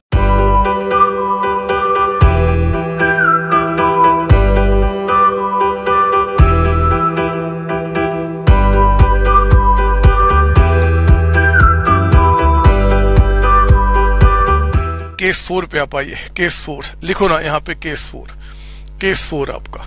और इस बार मैं आपको रिसीट्स एंड पेमेंट अकाउंट जो 22-23 का आपको दिखा रहा हूं, ये रहा मेरा वो रिसीट्स एंड पेमेंट अकाउंट, है ना। और थोड़ा सा बड़ा, पिछली बार से 2 नाम लिखूंगा इस बार। फिर 31 मार्च 2022 एंड 31 मार्च 2023 यहाँ कहता है आपका स्टॉक ऑफ स्टेशनरी, और ये अमाउंट आपका 15,000 और ये कहता है कि 19,000। फिर मेरे बच्चे कहता है सप्लायर्स। अरे सप्लायर्स कह दे चाहे क्रेडिटर्स कह दे, मीनिंग सेम होता है। सप्लायर्स फॉर स्टेशनरी, जो स्टेशनरी के सप्लायर्स हैं, वो कहता है यहाँ पे आपका 12,000 और यहाँ पे आपका 22,000, ठीक है ना। और आप देखो ना, सप्लायर्स है ना, तो मैं यहाँ पे बाय सप्लायर्स कह दूं, बाय क्रेडिटर्स कह दूं, सबका meaning same. Suppliers for stationery, आप परेशान नहीं होना, मीनिंग सेम आपका यहाँ पे, ठीक है ना। वो कहता है कि 1,30,000 का अमाउंट। और बच्चे, अब मैं एक एंट्री और अलग से दिखा रहा हूं। क्या जी? आपका बाय स्टेशनरी फॉर कैश आपका 20,000, है ना। ये फॉर कैश हमने ब्रैकेट में डाल दिया। अब यहां समझो मेरी बात, मैंने कहा था पिछले वाले क्वेश्चन में कि या तो ये बोल दे या फिर ये बोल दे, तो आप मानना कि क्रेडिटर्स को पेमेंट किया है अगर क्रेडिटर्स का बैलेंस दे तो। लेकिन इस वाले क्वेश्चन में या नहीं है, दोनों बता दिया, बाय सप्लायर्स और बाय स्टेशनरी। तो ये अंडरस्टूड है, ये कोई बच्चा भी बता सकता है। इसका मतलब कि ये तो हमने नो डाउट कि क्रेडिटर्स को पेमेंट किया है, और ये जो स्टेशनरी है ना बच्चे, वो हमने कैश में परचेज किया है। ऐसा थोड़ा है कि हमेशा हम क्रेडिट पे लेंगे, कुछ कैश में भी ले लिया होगा। बोलता बताओ कि सॉल्यूशन में आप क्या करोगे इनकम एंड एक्सपेंडिचर अकाउंट में, क्या करोगे इनकम एक्सपेंडिचर अकाउंट में, क्या करोगे बैलेंस शीट जो कि आप प्रिपेयर कर रहे हो एज ऑन 31 मार्च 2022 को, और क्या करोगे उस बैलेंस शीट में जो आप प्रिपेयर कर रहे हैं एज ऑन 31 मार्च 2023 को, यानी कि साल के एंड में। तो मेरे बच्चे आप तो मेरी आदत से वाकिफ है, मैं पहले बैलेंस शीट की बात करूंगा। जो स्टॉक ऑफ स्टेशनरी आपका यहाँ पे पिछले साल था कितना 15,000, वो पिछले साल के बैलेंस शीट में। जो स्टॉक ऑफ स्टेशनरी इस साल के एंड में आपका बचा हुआ है कितना जी 19,000, वो इस साल के बैलेंस शीट में। जो आपका सप्लायर्स फॉर स्टेशनरी आपका यहां पे आ गया, सप्लायर्स फॉर स्टेशनरी आपका जो ओपनिंग में है उसको यहां लिखिए, यानी कि 12,000। एंड जो सप्लायर्स आपके पास एंड में है, सप्लायर्स फॉर स्टेशनरी एंड में, उसको आप क्या करेंगे यहां रिकॉर्ड करेंगे, कितना है 22,000 का अमाउंट। आपका कोई डाउट इसके अंदर में? नहीं सर ना, हमें यहां पे क्या निकालना है स्टेशनरी कंज्यूम्ड। तो आइए देखते हैं स्टेशनरी कंज्यूम्ड आपका कितना यहां पे है, और इसके लिए सॉल्यूशन में आप यहां पे काम करेंगे। क्या जी लिखो ना यहाँ पे, एक तो आपका पहले हम क्या करेंगे, सप्लायर्स नाम दिया है ना, जो नाम देगा वही नाम लिख लेना फॉर स्टेशनरी। ऐसे क्रिएटर्स का ही ये नाम है, क्रिएटर्स जो हमारे सप्लायर हैं स्टेशनरी के क्रेडिट पे, उनका अकाउंट बना रहे हैं। और यहाँ पे फिर हम लोग स्टेशनरी अकाउंट है ना, स्टेशनरी अकाउंट आपका ये देखो ना। अब सुनो ना मेरी बात सुनो ना, जरा बताओगे कि क्रेडिटर्स का ओपनिंग बैलेंस कितना है, यानी कि सप्लायर्स का 12,000, यहां लिखिए लायबिलिटी है क्रेडिट में। और जो क्लोजिंग बैलेंस है आप उसको यहां लिखिए, कितना है एंड में जी 22,000। स्टेशनरी का opening balance to balance BD आपका इट्स हाउ मच 15,000, और आपका जो क्लोजिंग बैलेंस है यानी कि बाई बैलेंस सीडी वो कितना बता रहा है आपको 19,000, जिनको हम बैलेंस शीट में लिख चुके हैं, ठीक है ना। अब देखो क्रेडिटर्स को पेमेंट किया तो क्रेडिटर्स हमारे कम हो जाएंगे, टू कैश या टू बैंक आपकी मर्जी, बट ये लिखेंगे 130। और मेरे बच्चे जो स्टेशनरी आपने कैश पे परचेज किया वो क्या होगा, सीधे स्टेशनरी को बढ़ाएगा, टू कैश बोलो हाँ, वो क्रेडिटर्स में थोड़े जाएगा, हमने क्रेडिट पे लिया ही नहीं है, तो आपका यहां चला गया। अब आप इसको क्लोज कीजिए, ये हो गया 152। 152 में से ओपनिंग आपका यानी कि 140 आ गया, this is what by stationery, यानी कि जो स्टेशनरी हम लोगों ने परचेज किया है क्रेडिट पे वो आपका निकल के आ गया बैलेंसिंग फिगर। सप्लायर्स में बाय स्टेशनरी, तो स्टेशनरी में क्या बोलेंगे टू सप्लायर्स लिखिए, या सप्लायर्स फॉर स्टेशनरी कितने का 140 का। अब जरा देखो यहाँ पे हमारा कितना आ गया कंज्यूम्ड, हमने कितना कंज्यूम किया है, तो मेरे बच्चे 140 प्लस 20,000 प्लस आपका 15,000 माइनस आपका 19,000, ये आ गया 1,56,000 का अमाउंट। क्या बोलेंगे बाय आपका income and expenditure account balancing figure. आप कहते हो कि सर दोबारा समझाओ, नहीं समझाऊंगा, आप पिछले वाले केस से समझ लीजिए दोबारा वीडियो को रिपीट करके, क्योंकि मेरे बच्चे आप दूसरा तीसरा से कुछ समझाने के लिए इसमें है ही नहीं। क्या समझाऊं आप मुझे बताओ, जल्दी कॉपी करो, इसके आगे बढ़ता हूं। आगे बढ़ते बच्चे, इसके बाद एक केस इसमें और बचता है, हम वो भी खत्म कर, फिर ये टॉपिक खत्म है, और ये टॉपिक खत्म यानी कि उसके बाद फिर मस्ती का टाइम, एक और टॉपिक, उसके बाद तो फिर हम क्वेश्चंस की प्रैक्टिस में एंट्री करेंगे, ठीक है ना। तो आप प्लीज कॉपी कर लीजिए इसको। और आइए जरा अगला केस, कितने केस हमारे हो गए, ये 4th है ना, कम टू 5th वन, 5वें केस पे आप आएंगे। ये क्या खुल गया जी इतने बड़े बड़े, 5th केस लिखिए मेरे पास, मेरे साथ केस नंबर 5। देखो एग्जामिनर बहुत टिपिकल अगर बनाता है तो वो ये क्वेश्चन बनाएगा, रिसिट्स एंड पेमेंट अकाउंट आप बना रहे हैं फॉर, मान लो आपका the year, for the year ended on मान लो 31/12/2023 मैंने ईयर एंडिंग 31 दिसंबर को कर दिया है, कुछ भी हो सकता है, कोई दिक्कत थोड़ी है। और ये रहा आपका रिसिट्स एंड पेमेंट अकाउंट, और मैं यहाँ पे एडजस्टमेंट में एक तो 31/12/2022 एंड 31/12/2023 है ना, दिसंबर का। कहता है कि स्टॉक ऑफ स्टेशनरी, ये पिछले वाले में भी एडजस्टमेंट था, स्टॉक ऑफ स्टेशनरी पिछले वाले में भी था आपका 20,000 और यहाँ पे 28,000, नथिंग न्यू, ठीक है ना।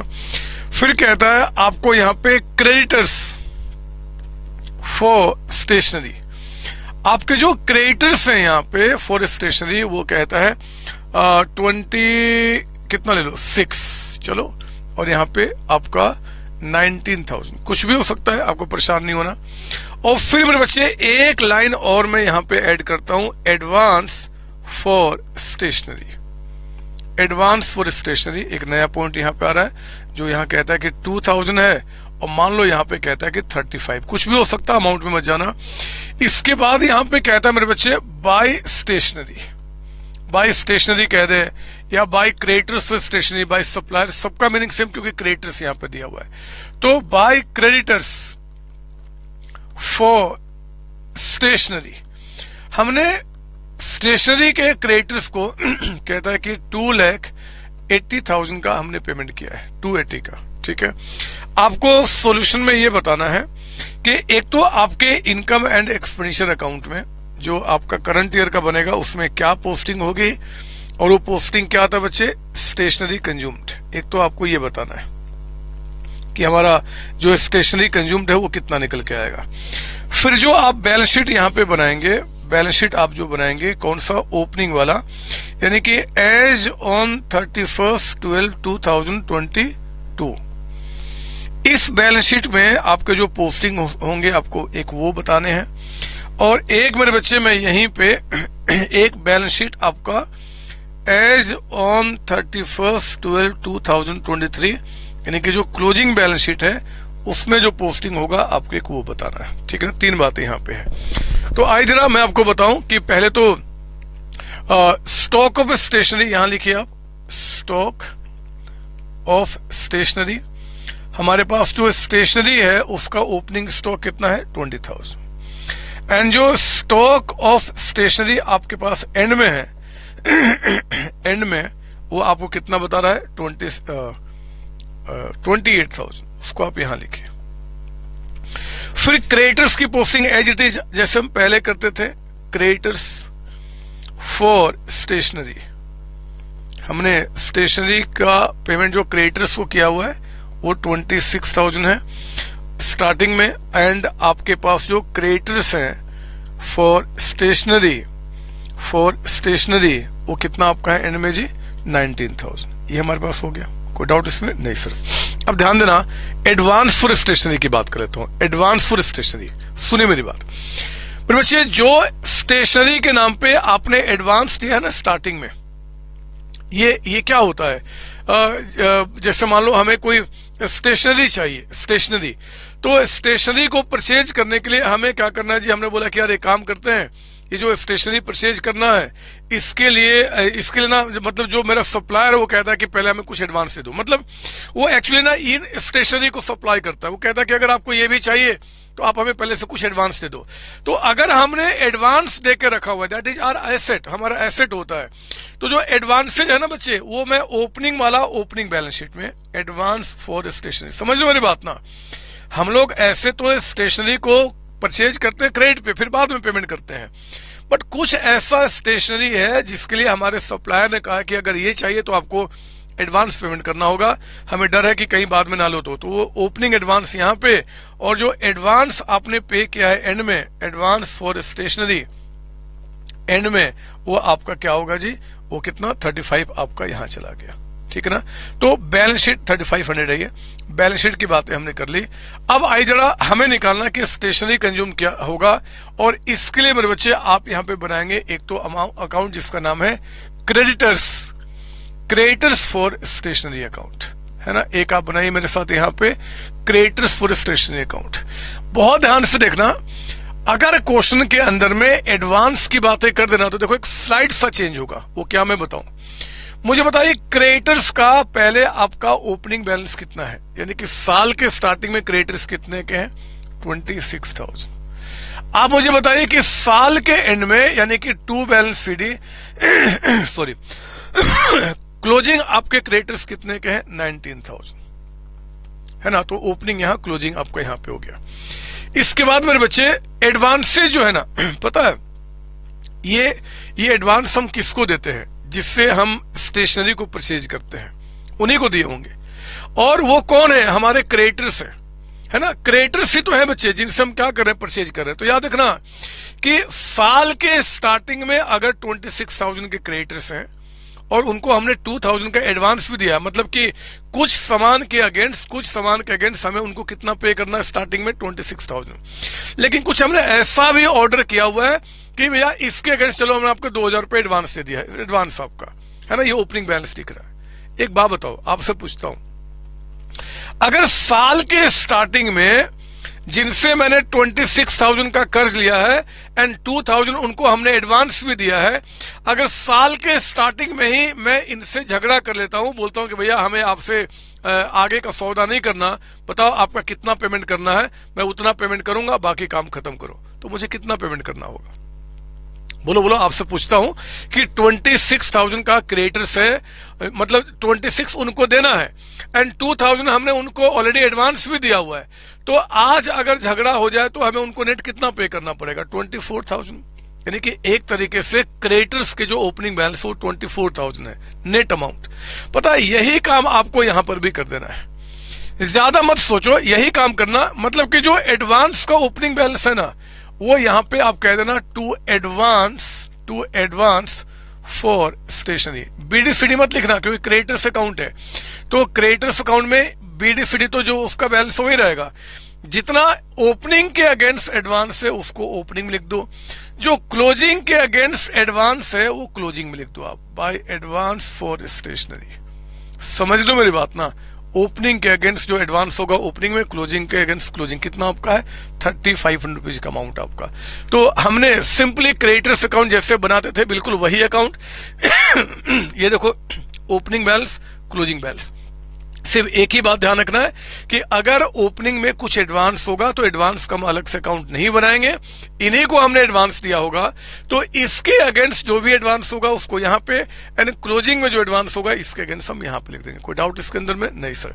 उसके बाद सुनिए आप, इसके बाद बाकी बातें सेम है। आपने बोला बाय क्रिएटर्स, तो क्रिएटर्स में क्या बोल देंगे हम लोग? टू कैश अकाउंट, ठीक है ना, 2,80,000।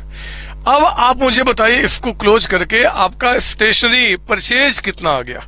परचेज्ड तो आप कहना 2,000 प्लस 2,80,000 प्लस आपका 19,000 माइनस कीजिए 26,000 माइनस कीजिए 3,500। मेरे बच्चे ये आ गया 2,71,500। और क्रिएटर्स यहाँ पे इंक्रीज कर रहे हैं तो हम क्या बोलेंगे? By stationery. यानी कि जो स्टेशनरी आपने इस साल परचेज किया है, बैलेंसिंग फिगर, वो अमाउंट हमारा कितना निकल के आ गया? 271,500। इसके बाद मेरे बच्चे अब हम क्या करेंगे जी? हम लोग बनाएंगे स्टेशनरी अकाउंट, जहां पे हमें पता चलेगा कि स्टेशनरी हमने कितना कंज्यूम किया होगा। ये तो परचेज निकला ना, और हमें इनकम एक्सपेंडिचर में क्या लिखना है? कंज्यूम्ड। तो जितने आपके पास स्टेशनरी का ओपनिंग बैलेंस है, कितना स्टार्ट में आपका? 20,000, वो आप यहां पे लिखिए। जो स्टेशनरी आपके पास एंड में है उसका क्लोजिंग बैलेंस यहां लिखिए। स्टेशनरी आपका एंड में कितना है? 28,000। तो 20 ओपनिंग हो गया, क्लोजिंग आपका इतना हो गया। जरा बताओ ना, मैं आपसे पूछता हूं, हमने स्टेशनरी परचेज कितने का किया है? 2 क्रिएटर्स फॉर स्टेशनरी हम लोगों ने जो परचेज किया है मेरे बच्चे, वो कितना? 271,500 का। क्या हमने कोई स्टेशनरी कैश में भी परचेज किया है क्या? नहीं सर, कोई परचेज नहीं किया है। तो आप इसको क्लोज कीजिए। जो आपका बैलेंसिंग फिगर आएगा वो आपका कंज्यूम्ड आ जाएगा इनकम एंड एक्सपेंडिचर अकाउंट में। तो 271,500 प्लस 20,000 माइनस आपका 28,000, ये आ गया 2,63,500 and question complete. Please copy करेंगे आप। This is what? This is your stationery consumed. ये हमने कंज्यूम निकाला। कोई डाउट इसके अंदर में? नहीं सर। आप देखो, और यही हमारा कंज्यूम कहां चला जाएगा? यहाँ पे। तो 263,500 का। मेरे बच्चे स्टेशनरी के ऊपर में इससे ज्यादा एडजस्टमेंट आ जाए सवाल ही नहीं बनता। मैं बिलीव कीजिए, यहाँ पे ज्यादा से ज्यादा क्या करेगा जी? बाई स्टेशनरी भी कर सकता है। तो अगर बाई स्टेशनरी ने कैश परचेज किया तो उसकी डायरेक्टली एंट्री यहाँ पे आ जाएगी, जैसे पिछले क्वेश्चन में किया था, एंड बाकी सब कुछ सेम रहेगा। एक चीज और मैं बता देता हूँ, ये जो क्रिएटर्स आपके ओपनिंग में 26 है ना, और जो एडवांस आपने यहाँ 2,000 लिखा, एक आप चाहो तो इनको यहां लिखने के बजाय इस एडवांस को यहां पे भी दिखा सकते हो कि 26 अंदर लिखा, टू एडवांस तो बाहर कितना 24, ये भी दिखाना अलाउड है, जो हम लोगों ने अकाउंट में एक्चुअली किया है। तो या तो आप क्या कीजिए, क्रेडिटर्स को यहाँ पे और एडवांस को यहाँ लिखिए, या फिर दोनों को नेट करते हुए दिखाइए, दोनों में पूरे मार्क्स मिलेंगे, कहीं कोई दिक्कत नहीं है, आपका ट्रीटमेंट है, जैसे करना चाहे प्लीज कॉपी करें। स्टेशनरी के ऊपर में जितनी सारी बातें हो सकती हैं, they all have been done, कुछ भी नहीं बचा मेरे बच्चे।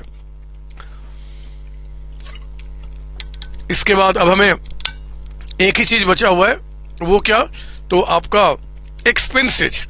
एक्सपेंसेज का ट्रीटमेंट करने के बाद अब हम लोग क्या करेंगे कि फटाफट अपना, मैं इसको यहां लिख देता हूं, शायद आपको दिख रहा, डिस्टर्ब कर रही है, मैं आपका क्वेश्चन के ऊपर में एंट्री करूंगा। तो ये लीजिए, मैंने इसको हटा दिया और आप नया पेज लीजिए, अब चाहे पेज कितना ही बच गया हो, नया page, adjustments related to expenses. Expenses से जुड़े हुए क्या एडजस्टमेंट्स आ सकते हैं, और मैं इसमें टाइम बर्बाद नहीं करूंगा, क्योंकि जिस तरीके से इनकम के बारे में आपको समझाया था ना बच्चे, वही एक्सपेंस भी होता है। याद रखना, ये जो करंट ईयर आपका है ना, करंट ईयर में जितने का आप बेनिफिट ले चुके हो, बेनिफिट टेकन, जिसका भी बेनिफिट आपने करंट ईयर में ले लिया वही आपका एक्सपेंस होता है। जिसका हम बेनिफिट ले चुके हैं वही हमारा एक्सपेंस होता है। पेमेंट चाहे कभी भी हो, अगर मेरे बच्चे करंट ईयर का जो सैलरी है, करंट ईयर का सैलरी अगर मान लो हमने पिछले साल पे कर दिया है, तो पिछले साल हम उसको एक्सपेंस नहीं कहते हैं, हम कहते हैं भैया पिछले साल थोड़े ही बेनिफिट लिया, हम तो करंट ईयर में लेंगे, तो पिछले साल उसको हम क्या बोलते हैं, प्रीपेड सैलरी। प्रीपेड सैलरी मतलब हम उसको एसेट के रूप में दिखाते हैं। एसेट के रूप में क्यों दिखाते हैं, क्योंकि आप जानते हैं कि एसेट का मतलब होता है जिसका बेनिफिट आप कब लेते हैं जी, फ्यूचर में। कोई भी चीज अगर हमें फ्यूचर में बेनिफिट देते हैं तो हम उसको क्या बोलते हैं, एसेट बोलते हैं। अब देखो ना, मैं पिछले साल की बात हटाता हूं। अगर करंट ईयर में मेरा कोई इंप्लॉय है, और उस इंप्लॉय को मैंने क्या किया जी, आपका जो करंट ईयर की सैलरी है ना, वो 2 लाख रुपए उसको पे किया, और उसने क्या किया, अगले साल का भी कुछ एडवांस मुझसे ले लिया, यानी कि advance salary for next year उसने ले लिया। तो जरा बताओ, टोटल मैंने उसको कैश कितना पे कर दिया, 2,40,000। मेरे पास से, मेरे बिजनेस से 240 कैश चला गया। मैं आपसे पूछता हूं, आप मुझे बताओ कि अगर मैंने करंट ईयर में सैलरी के नाम पे 240 मैंने कैश पे कर दिया अपने एम्प्लॉय को, जिसमें 2 लाख रुपीज करंट ईयर के लिए है एंड 40,000 नेक्स्ट ईयर के लिए है, तो मेरा एक्सपेंस कितना रिकॉर्ड होगा? अरे बोलो बदमाश, एक्सपेंस कितना रिकॉर्ड होगा? आप एक्सपेंस उतने का ही बोलना जिसका हम बेनिफिट ले चुके हैं, दैट इज 2 लाख रुपीज। तो 2 लाख जो होगा ना, वो हम क्या करेंगे, इस साल इनकम एंड एक्सपेंडिचर अकाउंट में एक्सपेंस दिखाएंगे 2 लाख रुपीज। ये 40,000 जो पे कर चुका हूं वो मेरा एक्सपेंस नहीं है, उसका बेनिफिट हमें अगले साल मिलेगा।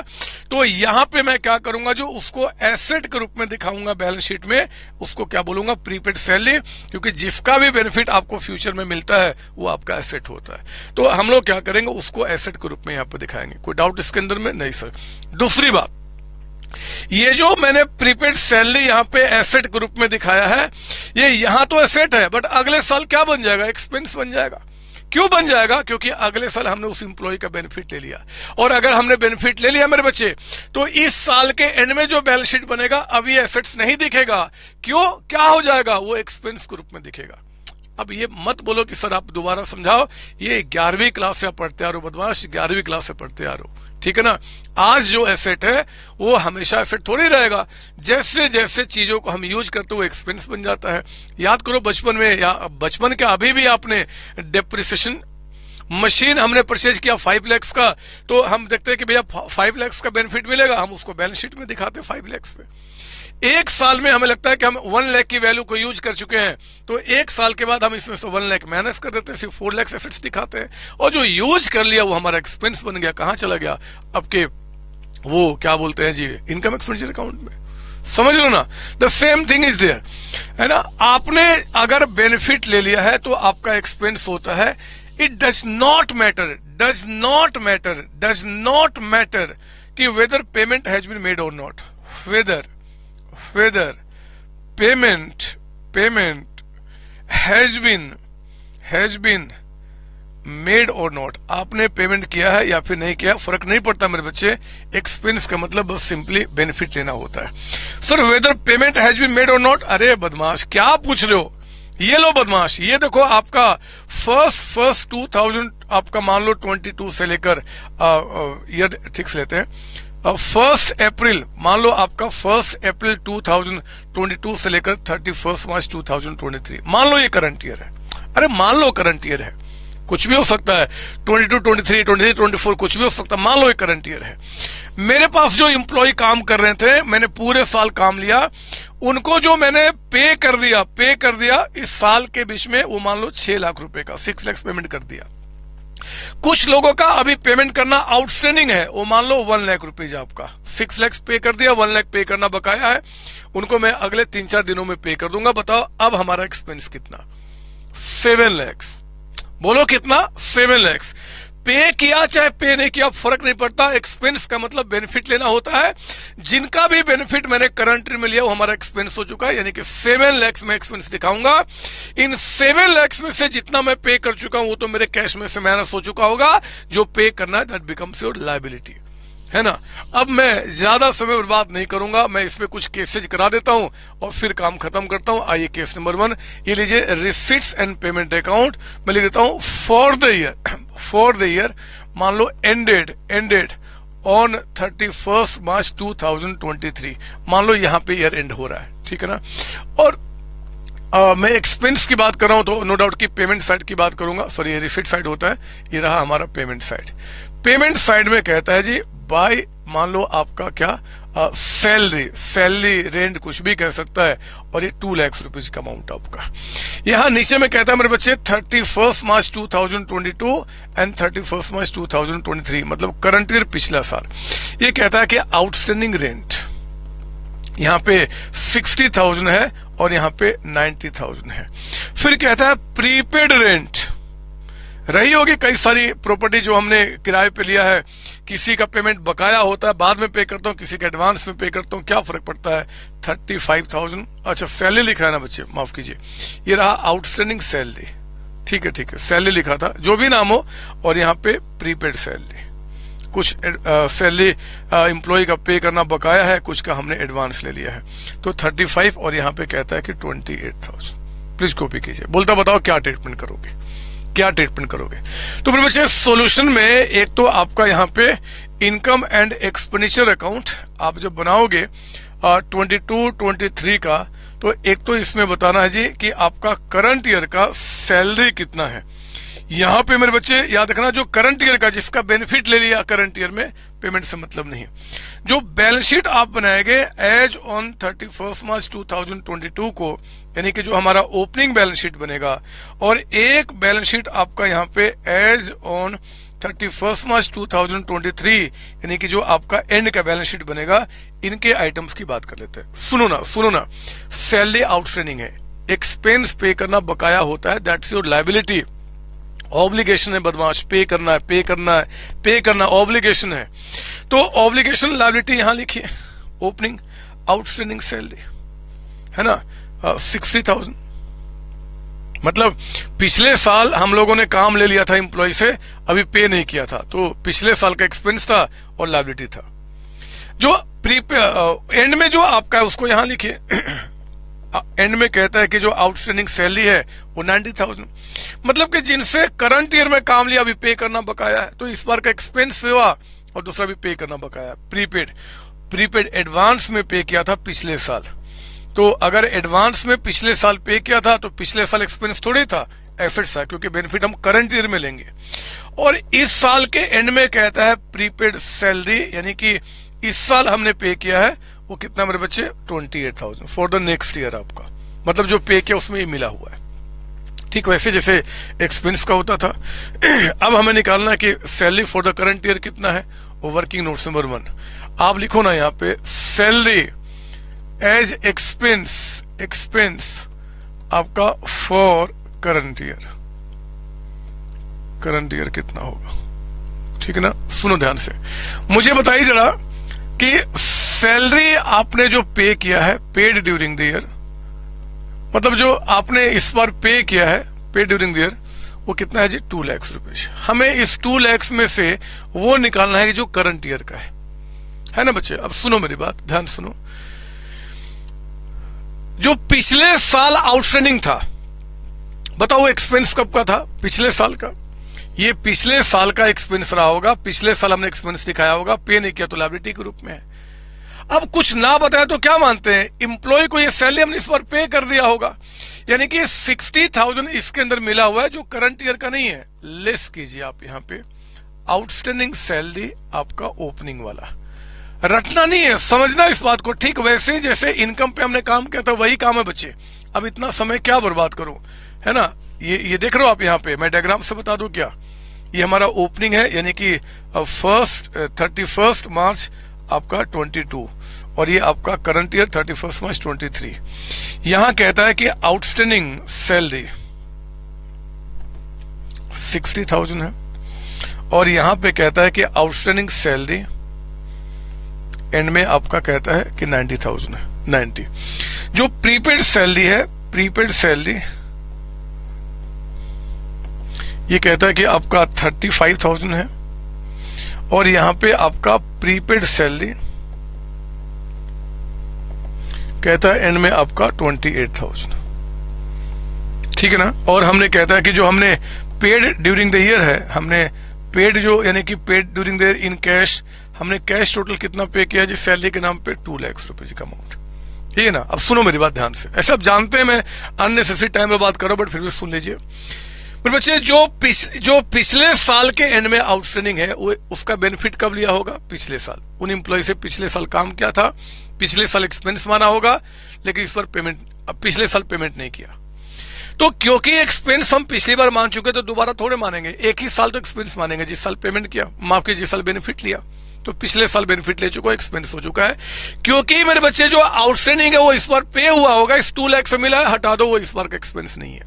क्योंकि हम ढूंढ रहे हैं कि कितने अमाउंट का बेनिफिट हमने करंट ईयर में लिया है। इस 2 लाख में 60 का बेनिफिट हम पिछले बार ही ले चुके हैं।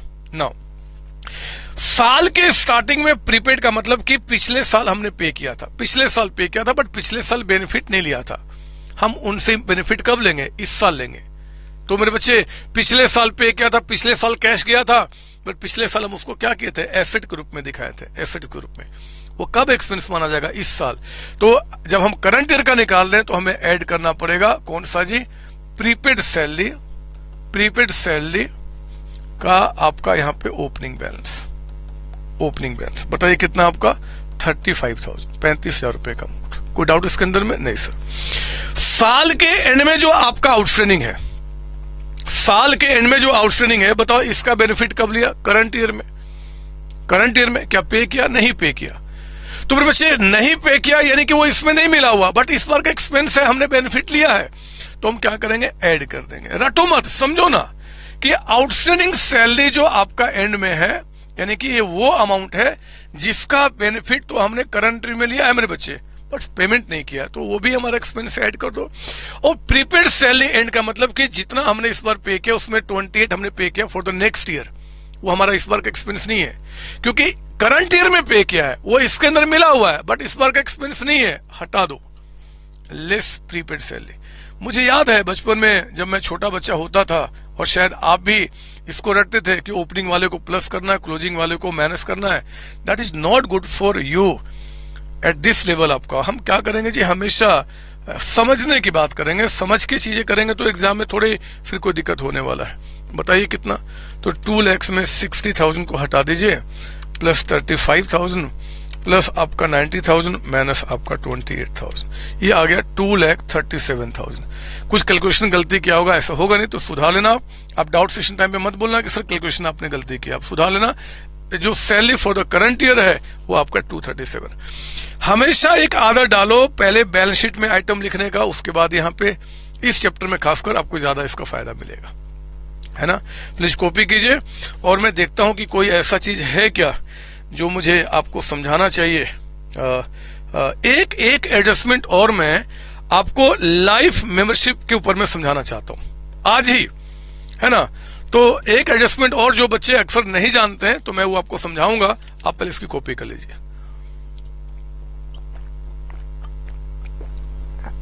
मेरा अमृत भी खत्म हो गया, तो मैं ज्यादा देर तक नहीं पढ़ा सकता। आप इसे कॉपी कर लो और थोड़ा सा किनारे वीडियो को पॉज करके कॉपी कर लो, और मैं अब आपको लेकर आता हूं यहां पे। लिखिए मेरे साथ, हेडिंग डालेंगे adjustments related to life membership fees कह दे या कह दे सब्सक्रिप्शन। बस ध्यान रखना लाइफ मेंबरशिप होना चाहिए। लाइफ मेंबरशिप का मतलब पता है क्या हुआ?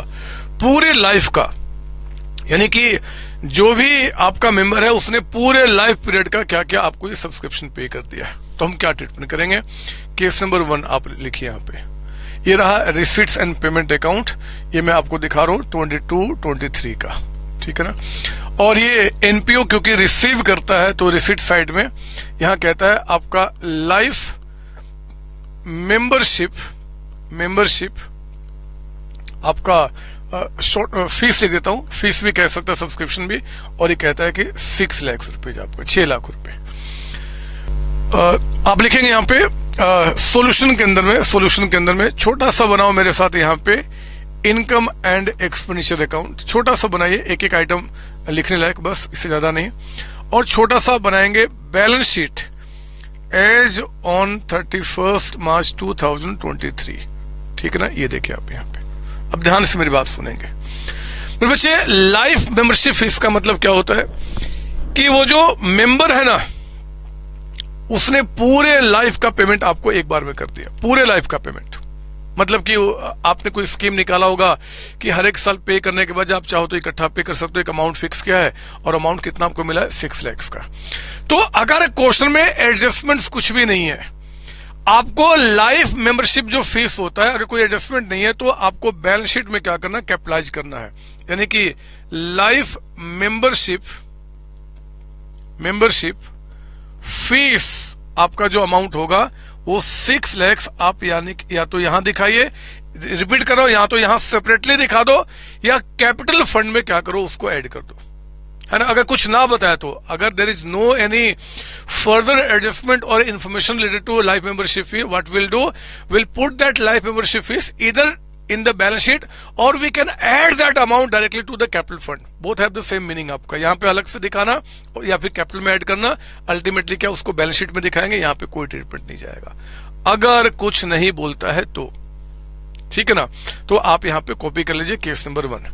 लेकिन आपको कुछ अब ऐसा बोलता है case number 2।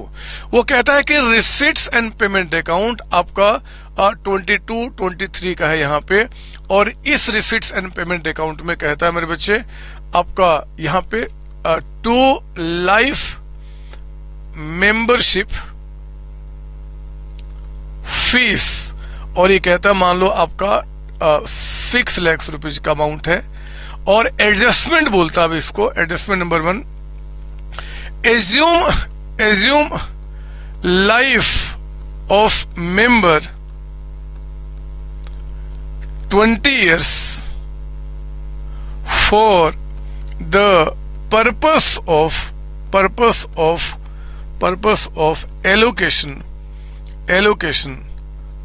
of life membership fees या फिर क्या सब्सक्रिप्शन, कुछ भी बोल दे, दोनों का ट्रीटमेंट मीनिंग सेम होता है मेरे बच्चे। अगर क्वेश्चन में वो साफ साफ कह दे कि ये जो life membership fees 6 lakh rupees receive किया है जिन लोगों से, आप मान लो कि उनका लाइफ आपका 20 ईयर्स है, वो कह देगा कि मान लो लाइफ 20 ईयर्स है, या कह देगा कि आप इसको 20 पार्ट में एलोकेट करो, या फिर कहेगा कि इसका जो कंपनी की पॉलिसी है कि 21/20 हमें हर एक साल एलोकेट, कुछ भी बोल सकता है मेरे बच्चे। ऐसे केस में सॉल्यूशन में आप जब बनाएंगे इनकम एंड एक्सपेंडिचर अकाउंट, है ना, ये रहा हमारा इनकम एक्सपेंडिचर अकाउंट छोटा सा, और हमारा balance sheet as on 31 March 2023। देखिए हम क्या करेंगे। आप पहले क्या करो, जितना आपने रिसीव किया कैपिटलाइज करो, यानी कि यहां पे लाइफ मेंबरशिप फीस या सब्सक्रिप्शन जो भी बोलेगा वो नाम, और इसको अंदर में लिखिए, अंदर में, है ना मेरे बच्चे। अगर वो लाइफ आपको बता देता है ना तो इसका मतलब कि कंपनी ने जो 6 लाख का जो लाइफ मेंबरशिप फीस रिसीव किया है, उसके लाइफ टाइम में आपको पार्ट पार्ट में इनकम के रूप में दिखाना है। आप समझो मेरी बात। जैसे कि हुआ ना कि मैंने क्या किया जी, करंट ईयर का फीस रिसीव किया 5 लाख रुपीज और अगले साल का फीस भी रिसीव किया 10 लाख रुपए, 5 लाख, तो टोटल कितना आ गया 10 लाख। हमने 10 लाख रुपीज रिसीव कर लिए, बट 10 में से 5 हमने इस बार इनकम दिखाना है और 5 अगली बार दिखाना है। यही तो काम होता है। उसी तरीके से मेरे बच्चे, अगर लाइफ मेंबरशिप सब्सक्रिप्शन या फीस आपने रिसीव किया है, तो जितना उसका लाइफ होता है ना, उस लाइफ में हमें क्या करना होता है, एलोकेट करना होता है इन इनकम एक्सपेंडिचर अकाउंट। मतलब उतने साल में उस अमाउंट को इनकम के रूप में आपको दिखाना होता है। तो हम लोग क्या करेंगे, 6 लाख लेस क्या जी, transfer to income and expenditure account. कितना, तो जो 6 लाख रुपीज का अमाउंट है ना, ये कितने साल में हमें डिवाइड करना है, 20 ईयर्स में। तो इस साल का यानी कि 1 ईयर का कितना आपका हो गया, 30,000। आप यहां से 30 माइनस कर देना, बैलेंस शीट में 5,70,000 का अमाउंट दिखाना, और उस 30 को, क्योंकि इनकम है हमने रिसीव किया है, आप यहां पे लिखेंगे लाइफ मेंबरशिप फीस, इतना भी लिख सकते हो, या फिर अमोर्टाइज्ड मतलब कि वहां से माइनस करके जो इस पर हमने इनकम के रूप में दिखाया 30। यही ट्रीटमेंट किया जाएगा अगर उसका लाइफ किसी भी तरीके से आपको बता देता है तो। याद रहेगी बात? बोलो हाँ बदमाश। ये सर, तो प्लीज कॉपी करें। एक एडजस्टमेंट बहुत टिपिकल अगर आएगा लाइफ मेंबरशिप फीस के ऊपर में, तो शायद वो केस नंबर 3 आपके लिए बना दे। वो भी लिख दो, रिसिट्स एंड पेमेंट अकाउंट आपका 22-23 का मैं आपको दिखा रहा हूं, 22-23 का। ठीक है ना, ये रहा हमारा। और कहता है यहां पे टू लाइफ मेंबरशिप फीस, वो कहता है कि हमने 8 लाख रुपए यहां पे रिसीव किया है। और नीचे मेरे बच्चे कहता है कि पॉइंट नंबर 1 में कि balance in life membership fees as on 1/4/2022, यानी कि इस साल के स्टार्टिंग में वो कहता है कि 10 लाख रुपीज का अमाउंट पड़ा हुआ है, 10 लाख का अमाउंट है ना, 10 लाख का अमाउंट। और यहां कह देता है ब्रैकेट में रिमेनिंग लाइफ, मतलब कि अभी जो लाइफ बचा हुआ है, जैसे 20 ईयर्स था ना बच्चे, कि हमें इसको 20 में डिवाइड करना था, तो इसको एलोकेट करने कहता है कि इसको एलोकेट करने के लिए कहता है कि रिमेनिंग लाइफ जो आपका है वो आपका 10 ईयर्स है। मतलब कि ये बहुत पहले से आ रहा ना, कुछ साल हम इसको राइट ऑफ कर चुके हैं, तो अभी और ये 10 साल में राइट ऑफ होना है। और नंबर टू कहता है कि लाइफ मेंबरशिप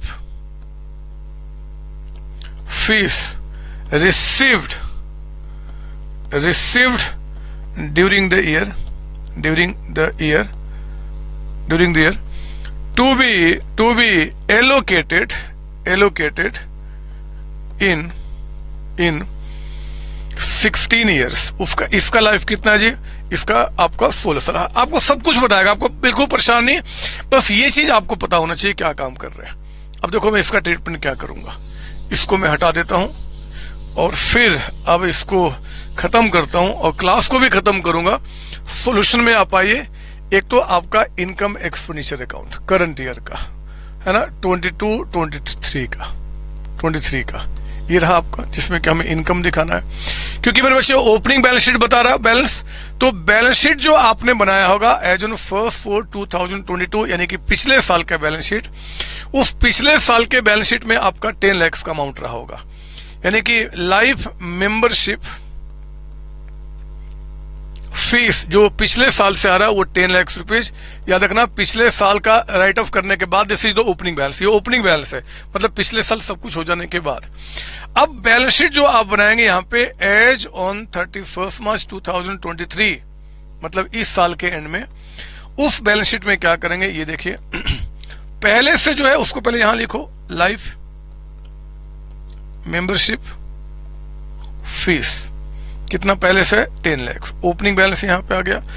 प्लस कीजिए इस साल जो आपने एडिशन किया है, एडिशन कितना हमने रिसीव किया जी, 8 लाख रुपीज।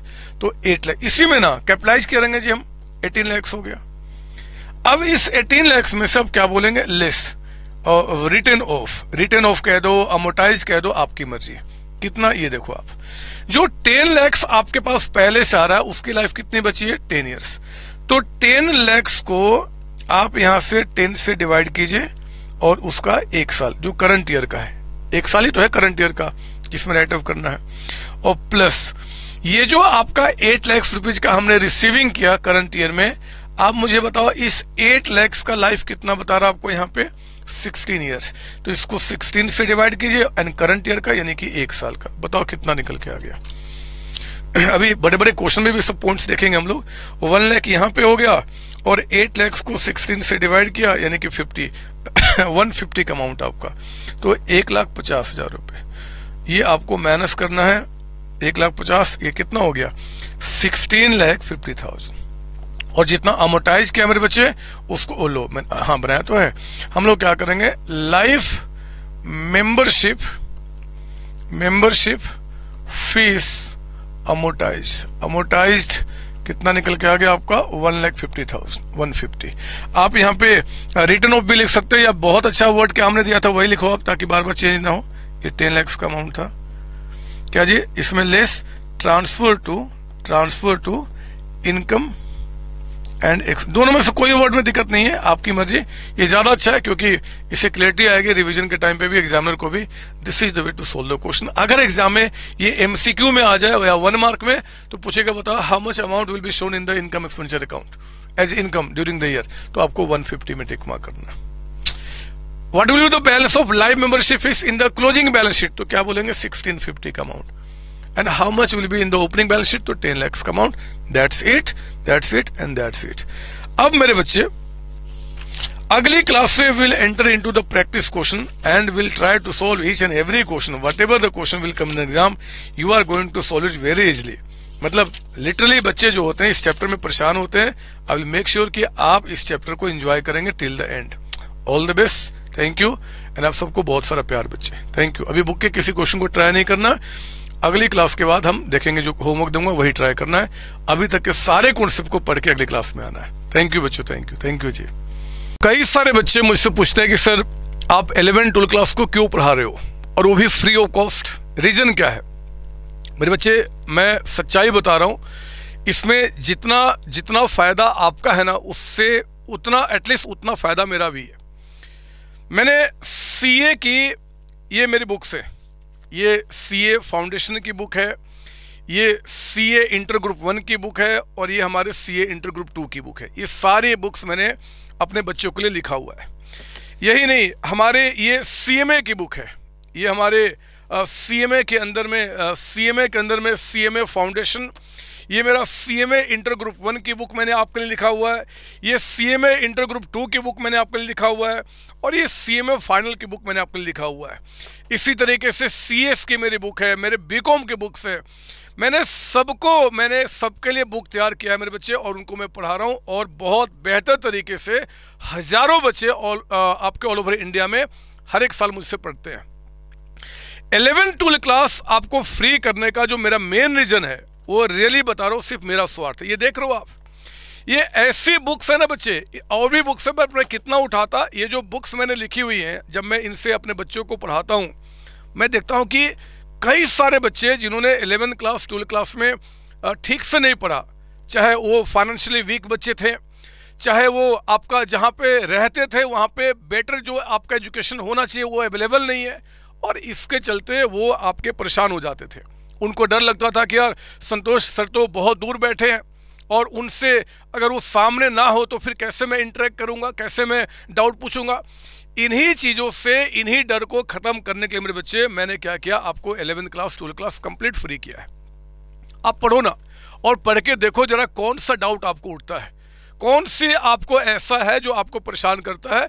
मैं तो अभी 11 क्लास 12 क्लास में हज़ारों बच्चे आज तक मेरे पेड कोर्सेज में थे, मैं रोज़ 4 to 7 बैठता हूँ, कि कभी तो कोई डाउट आए, कभी तो कोई डाउट आओ। रेयरली कोई डाउट मेरे पास आता है बच्चे, रेयरली। और मैंने वो भी आपके जो डर है ना डाउट का, वो भी ख़त्म करने के लिए मैंने और मेरी COC टीम ने इस बात को डिसाइड किया है कि चैनल पे मैं वीक में एटलीस्ट एक बार अपने सारे फ्री बच्चों के लिए लाइव चैनल पे आऊँगा और आपके डाउट सेशन देखूंगा कि क्या डाउट्स आपके उठते हैं। एक्चुअली आप पढ़ो ना, आप कल को जो बोलते हो ना, हमेशा मैंने देखा हुआ है मैंने चैनल पे कि सर मैं फाइनेंशियली वीक बच्चा हूँ, मैं पढ़ाई नहीं कर पा रहा हूँ। अब क्यों नहीं पढ़ाई कर पाओगे? सर मैं वहाँ रहता हूँ जहाँ पे अच्छी एजुकेशन नहीं है, अब क्यों नहीं पढ़ पाओगे? सर डर लगता है वीडियो क्लास से, पैसा पे कर दिया, उसके बाद मान लो अगर क्लास समझ में नहीं आया, अब कैसा डर है? आप पढ़ो ना, आप मेरे चैनल पे आइए, चैनल पे स्टडी कीजिए फ्री ऑफ कॉस्ट। याद रखना, ये सिर्फ आपका रिवीजन लेक्चर नहीं है, ये सिर्फ आपको कॉन्सेप्ट समझाने का लेक्चर नहीं है, ये सिर्फ डेमो क्लासेज नहीं है। हर एक चैप्टर में मेरे बच्चे अगर 16-18 क्लासेज है तो उन 16-18 क्लासेज को मैं आपके लिए फ्री कर रहा हूँ, बिल्कुल सीक्वेंस में। आप चैनल पे आके स्टडी करें और रियली में अपने आप को आप टॉप पे पहुंचाएं। एक चीज मैं आपको बता दूं, ये मिशन जो मैंने और मेरी COC टीम ने डिसाइड किया है कि लेट्स एडुकेट इंडिया, पूरे इंडिया को एडुकेट करना है। कॉमर्स में एक एक बच्चा प्रॉपर तरीके से स्टडी करे, इस बात को इंश्योर करना है मेरे बच्चे। इसमें आपका साथ चाहिए। आप भी स्वार्थी बनकर आप इस नॉलेज को अपने तक लिमिट नहीं रखना। आपके स्कूल में जितने सारे फ्रेंड्स हैं, आपके रिलेटिव्स जो हैं, जो बाहर के दोस्त हैं, आपके दुश्मन भी क्यों ना हो, रोड पे चलता हुआ कोई इंसान भी दिख जाए जो कॉमर्स का है 11-12 क्लास का, उसको भी आपको बताना होगा कि संतोष सर ने अपनी सारी क्लासेज फ्री कर दी है 11-12 क्लास की। आप उनको आइए, उनके चैनल पे स्टडी कीजिए। COC आपका कॉमर्स स्कूल, ये बात आप ध्यान रखेंगे और इस चैनल पे आप आइए और ज्वाइन कीजिए और अपने लाइफ को आगे बढ़ाइए। एंड सबको लेकर आए मेरे बच्चे, सबको, तभी हम दोनों का मिशन पूरा होगा। All the best. Thank you जी, थैंक यू बच्चों।